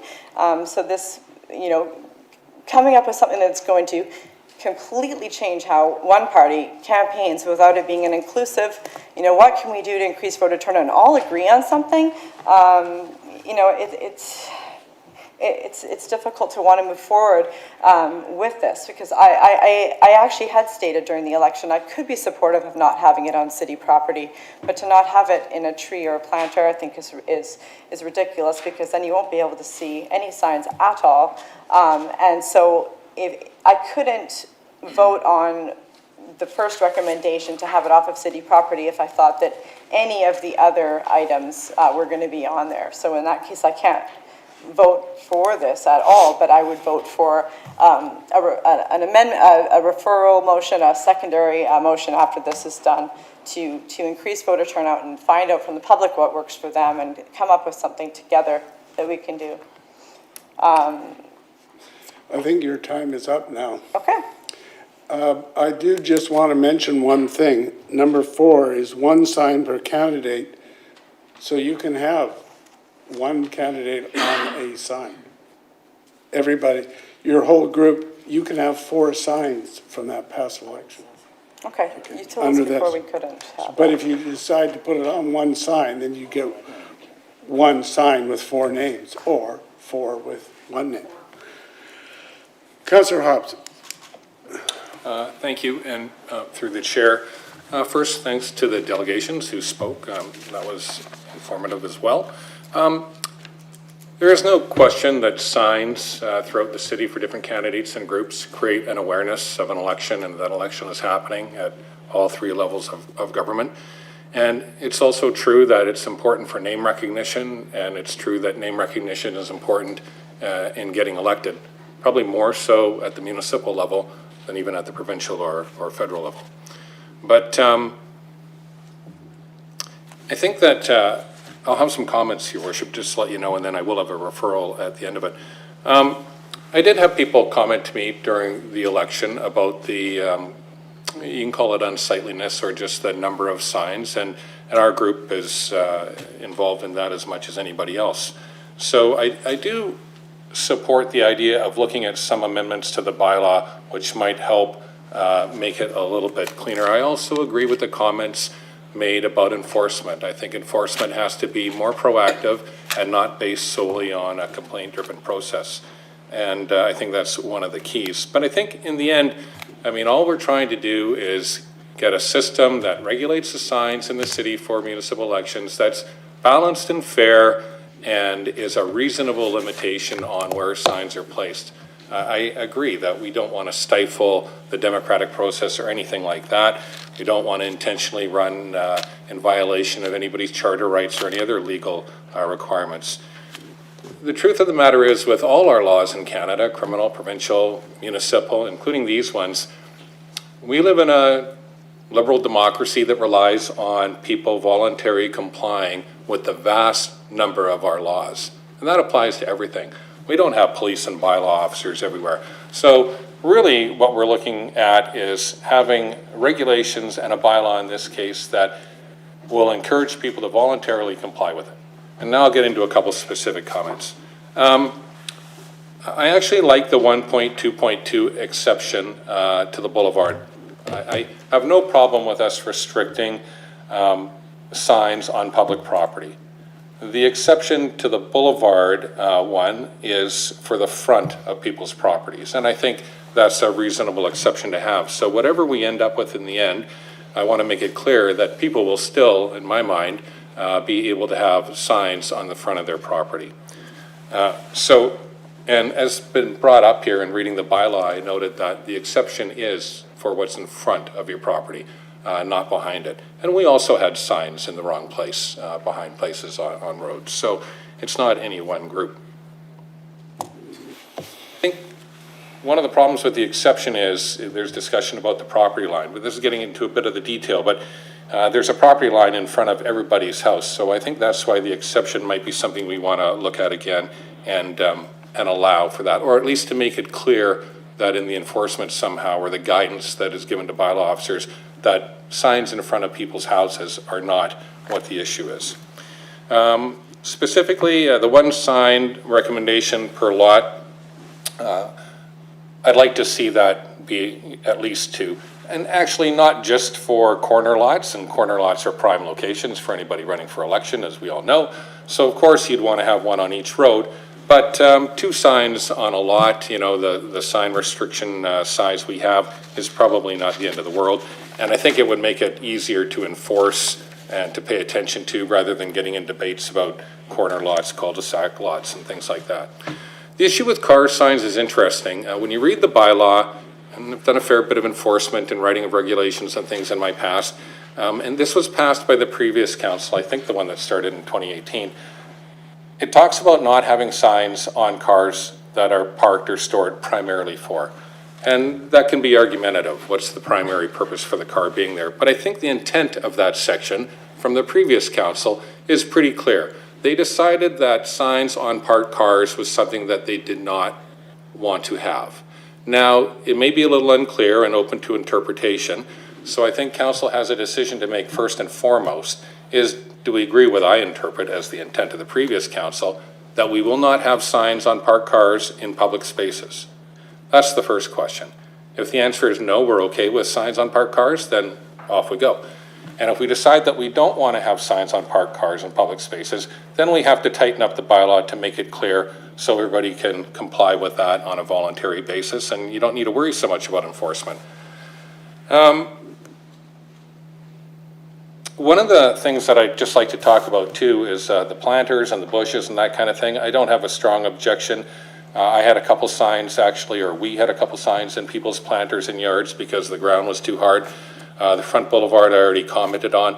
Just with regards to voter turnout and linking this to signs, I heard the evidence presented earlier. Generally speaking, most of the things I've read have said signs don't really sway an election one way or the other, but they do create an awareness, and you certainly want to be present in it. You don't want to have no signs because you're competing with people. So one more comment I'll make because people have talked about it regarding voter turnout. When I looked at what the city went through, staff, to encourage voter turnout, I thought it was actually quite good. I was extremely shocked by our voter turnout going down about 13%. But, you know, I'm all willing to look at things to increase voter turnout, but I find that a related but yet separate issue to the sign bylaw. So I'm going to wrap it up here. I did mention that I have a referral, and I would like to refer this back. There's a number of things that we've all talked about, but the one thing that I would like to refer it back on, Your Worship, is I'd like to look at the idea, and it's been mentioned actually, having strategically located kind of sign parks throughout the city. This would be public land, and that way you'd have like a sign park, and people would be going by it all the time in different neighborhoods, and you'd get to see who's running for election. And the details would have to be worked out. You would have to have details about what's been mentioned about groups that have more than one sign or divided into 2 candidates. You'd have to have details about how the signs are placed. It would have to be random. You'd have to have specific sizes and that. A lot of details to work out on that. But it is one thing that I think could be very good, especially depending on the locations and if we can come to agreement on that. So that is the referral that I'd like to make, Your Worship, and I can wait till later, or we can deal with it now. I see there's other speakers, so. I suggest we finish with the speakers and we'll come back to you. Okay, thank you. Councillor Wolf. Thank you, Your Worship. I have a few things to say about this. Don't have any questions. I think if I just look at some numbers, I think I was one of the 20 formal complaints, and my complaint was investigated and those illegal signs were taken down. And one was the mayor's at the time. And that would actually leave 19 remaining. And the big stack of letters that we received on this item, well over 19 or over 20 of them were strongly opposed to everything in this motion, if not some. I'd say the majority of those were opposed to everything. So there's more people opposed to what's being proposed to us today than actual complaints that we received during that whole election period. I've had 11 election campaigns of experience. Signs were a part of every single one of them. The very first election campaign, I didn't know signs were going to be important, and a couple of kind people in the community said, hey, we'll buy you a sign, take a sign, you need a sign to do this kind of thing. And so I said, okay, I'll take this giant sign and wave and walk around with it, and it was precious. I couldn't leave it anywhere, and one time it fell out of the back of my truck and people drove over it, and I was upset that I had my critical sign from my first election campaign damaged, but I keep using it anyway, and I'll use it forever. I also have some comments around the connection that you have to the public over signs. The fact that people reach out to me not knowing who I am, really what I'm about, but they're like, gee, you spoke really well there, I like what you said, I want to take one of your signs, I want to put your sign up. And people having a sign on the back of your car, a sticker on the back of your car, it gets people to be like, hey, are you delivering signs? Can you drop one over at my house? Oh, you're that guy? You're the guy on the sign? Wow, what an opportunity to meet someone who actually cares so much about their community. And here we're eroding that. I think this is a motion that's dysfunctional to democracy. I'm completely offended by every aspect of it. There's not one of the 5 points that I would support going forward. There's no mention of a referral that I've heard so far that I will support. What's great about signs is that people can ask for one and they don't have to pay. They can say that is their action, that is what they're going to do to make their opinions known. And often, you know, with your neighbors, you don't want to be too different from your neighbor, but at election time, people are willing to do that. They're willing to stand up and be proud and say, yeah, I'll take that sign. And some people are like, you know what, I'll take your sign too. And hey, I'll take your sign too. Because some people want to show that, hey, I met these people and I think they're all great and maybe one's better than another, but hey, this is election time, let's get in there. Another part here is the amount of, when it comes to waste, I'd be all for full cardboard signs, but I've also saved every single sign that I've ever been responsible for. I got piles of signs. I got signs keeping mouse and rat problems at bay because it works as a good barrier. It works to insulate some back shops that would be a lot colder. So it has their functions, and if I could ever cut parts off that aren't valid, the other parts are still good because my name's not changing. I also really like the fact that signs can have the date of the election on it. And that's so critical. People will be like, what, when's, there's so many signs, I've seen these signs for weeks. Oh wait, the sign there has the date on it. That's important. And I think signs, as many signs that have the date of the election on it are important. And yes, there's advanced voting and mail-in ballots and all that. That's good too. I could probably go right now and find a sign of the mayor's that's up on private property right now. But I won't make a formal complaint about it. And finally, I'll just end by saying I really appreciate those who spoke tonight. They had a wealth of knowledge and experience, and I'm excited to get out Burma shaving with some of them next time. Thanks. Do I understand you to say you know where one of my signs is? Well, tell me. I mean, not this minute, but you tell me. Heaven's sakes. Okay, so we'll go back to, Councilor McNulty. Okay. Thank you, Your Worship. I appreciate the opportunity to make a few comments, and if I can, the same as the other councillors, since there are innuendos tonight of things that we've done. We're all at fault at this, if you wish. That's why the issue's obviously on the table. And we all wanted to work hard to get elected, and we get criticized for it. That's part of the political world, I guess, unfortunate, and we relate it to our own self and our own self-interest. I do believe there should be some changes. There's no question. What those changes are, obviously, will come about in a few minutes. But I do want to make a couple of comments, if I may. For those that are interested, chloroplast signs can be recycled.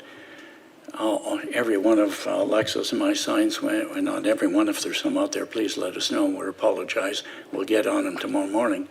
But we took them all back to our printer, and he took every one of them and got them recycled and had somebody to recycle them. I don't know exactly what they do with it, but they use the material again for something else that's a positive vein. Just so, although I'd love to look at the poly-coated guard-barred signs. There are a couple of issues that, Your Worship, I want to make, and I'm not going to equate voter turnout to signs. People made their choices. I think those that wanted to come out and support candidates around the table in their own way, many different ones and whatever, that's democracy, and I hope it never changes. I think it's important that we do that. And I just also want to make the cost of actual signs. I don't think Alexa and I spent any more than probably any other candidates on it. It may have appeared. We actually took advantage of some different forms of signage. That was a cost, but the actual cost of lawn signs. And I think we're talking about lawn signs, I hope. We're talking about putting them on our neighbors' and friends' lawn to support us. At least I am anyhow. And I don't want to see that right being taken away from anybody. But, as Mrs. Hari in 2026, I'd like to have a sign. I'll be honored to have a sign on your property. Okay, again. Anyhow, those are the kinds of things I think we need to address. I also think we need to look at sizes of signs, and we got to talk about front yards in terms of that's what originally the signage bylaw was, that be put on the front, et cetera, on it. Your Worship, the issue I think we need to look at is city property and boulevards. I think that needs to be addressed. I misinterpreted item number 4 on it. I don't agree with you, one sign per candidate or group of candidates. We'll have exactly what you just showed. We'll have 40 signs on it, or 37 signs on it individually, if you go individual. I thought it was one sign per candidate and or the group. And maybe it will make the group, I was thinking, a group put all their signs as one time when I went with a group, all on one sign. So all 5 names were on it. And that was it, we would get one sign. But if 5 people are going to get it, it encourages everybody to have individual signs. So I think that needs examination, if indeed it's to go through. But I think my attitude is we need to improve the situation, regardless of what it is. It's not on us and them. It's not, we want to encourage people to step forward and be part of the democratic process and not restrict them. So how we do that, I think we all can get together on that and see how we do it. I keep referring people can't afford. Hard work will get you everywhere. Okay, hard work will get you everywhere. Don't say you can't afford to run. You can go out there and talk to hundreds of people, whatever, to support you, etc.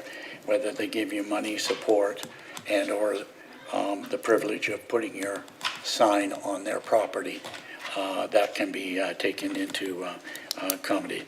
I started from very humble beginnings in this community, and others are doing the same, and I think they can do the same. The biggest concern, Your Worship, is the 4 intersections, or the intersections where the 4 corners, where it's city property. That needs to be addressed on it, and how we do that, I'm not sure, but I do believe people have the right to choose and the right to have their signs. By number one, are we eliminating signs on city property? Guys, question through you to staff. Are we eliminating signs on city boulevards? Well, that's what it says, so the answer is yes. Okay, just I want to form it for the record, okay. So there would be no, the written consent from the owner, I think if an owner lets you have permission, I could see that for a back fence or whatever on an arterial road. But if the owner is giving you permission in the front lawn, I'm not so sure we need consent there, because obviously if they don't want it, they're going to take it down. They're not going to let you put it up. And of course, I have a bit of problem with the one sign per Kennedy. And obviously, the number 5, public property and storage, I think it speaks for itself. So I'm reluctantly wanting to support some change for the better. I'm hoping we get it for the better. I haven't heard anybody proposing amendments. I am not so sure. I like the idea of saying, okay, the Railway Boulevard is the only place that you can put signage for the public. And everybody can have signs all the way along. Let's just say, for example, what do my friends in Central and East Richmond and North Richmond and South Richmond do? They don't see any signs, or your friends, or anybody's friends, or any candidate. You've got one place proliferate, let's say on the west side, I'm not picking west versus east, but it doesn't do what we ask it to do. So I would need to know where this area is going to be, or as a city, how that rolls out, if you wish. Because we want equality, we want fairness, we want balance, we want everybody to encourage on it. We want interchangeable. I want to be on the same side, if you wish, as Councillor Heed or Councillor Day are on the same property, that those people are doing it, so that we have this. And if that's the choice of those people, then we want to be able to encourage that from them. It doesn't restrict the number of signs on the lawn here. I don't see that. Are we trying to do that? No. We're not. No. So in other words, there could be 3 different candidates, 3 different groups on the one property. Yeah. I think we should go back to Councillor Hobbs. Well, I'm not finished. Well, Well, everybody else at the same time. You've run out of time. No, Go ahead. They Finish got off. overtime, come on. Okay. I really think that we need to have not restrictions, but more suggestions how to incorporate and putting signs up and where we put them with more education on them. If they're we're going to eliminate the boulevards, then what can you do? Do you put a sign up with a single stick in front of the I hit them Rockway fences? Or can you nail it to the fence? I have a wooden fence in mine. Can I nail it to my fence and not put it up? I guess I need to have that because that's not covered. Or do I have to put a stick up inside the fence and put it over the fence so that people can see it on my own property? And I use that as an example. So I think we can come with some positive resolve out of this. I think we can make it better. I think we can also support some of the things that already exist as opposed to being totally self-interested in it. Now I'll quit. Okay, so we're going to go back to Councillor Hobbs. Now, you wanted to propose a motion to refer this based on the idea of call them sign parks. But I take it that I never heard you say one. I heard you say a number of them. That's what I thought you were talking about. Yeah, through the chair, that's correct, Your Worship. I mean, the exact number would be something that would be part of the analysis done by staff to see if it's even practical or can be done. But, yeah, certainly you want equity and, exposure in all neighborhoods in Richmond. So, whether it's 30, whether it's 20, whether it's 10, I don't know. That would be part of the referral. All right, so you want to make a motion to refer this, it would be the whole thing, right? That's what you're talking about? Yeah, I would refer the whole report Okay. back, and I could add on specific things to do with some of the recommendations, Well- but if you want, I'll keep it general to the one point. Well, I would think, based on what you've said, is a referral to look at, to analyze the possibility of having signed parks, call them designated areas for signs throughout the city, and asking staff to comment on such issues as the placement throughout the city, materials that would be appropriate to be used in the signs, appropriate sizes of signs, the number of signs per location per candidate. Are those the kind of things you want to take a look at? Right, those would be the type of details that would be looked at after you determine whether it's legal and ethical and affordable for the city to even do that on city property. Well, it could be done in two stages. Sure. Yeah.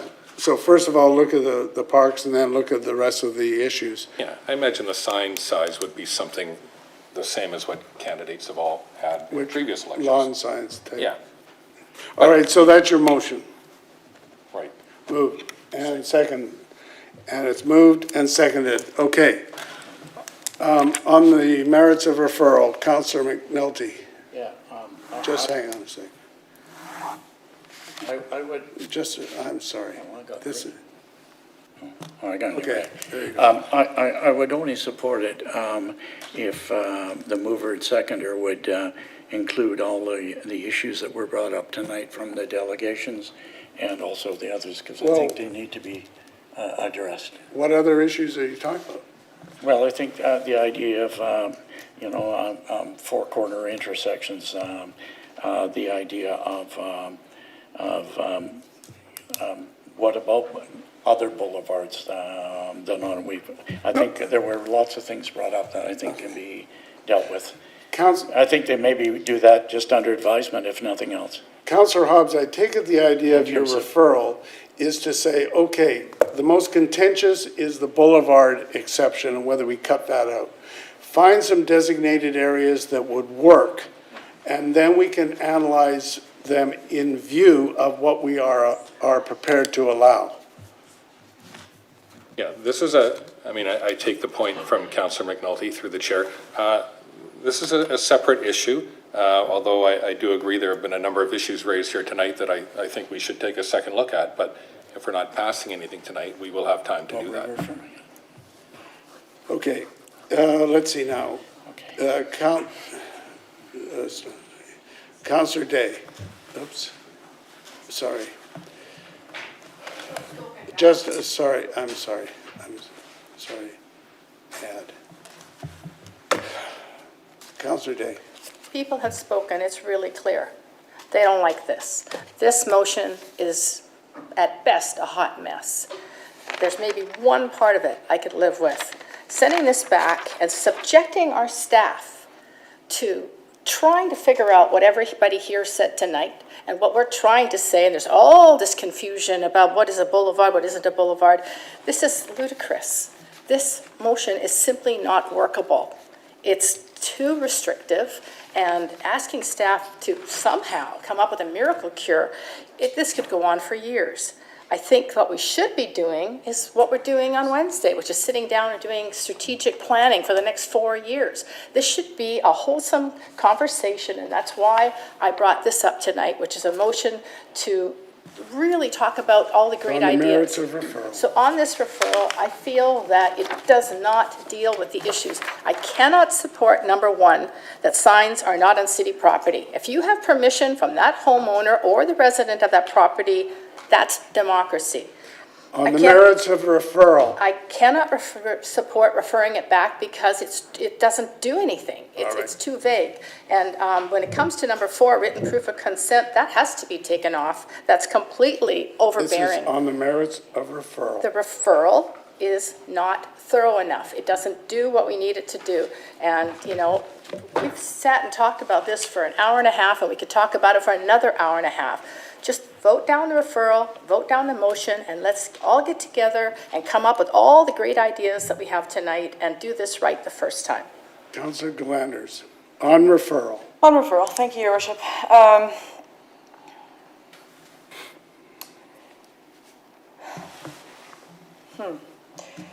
Okay, so to refer this back, you're only talking about the boulevards.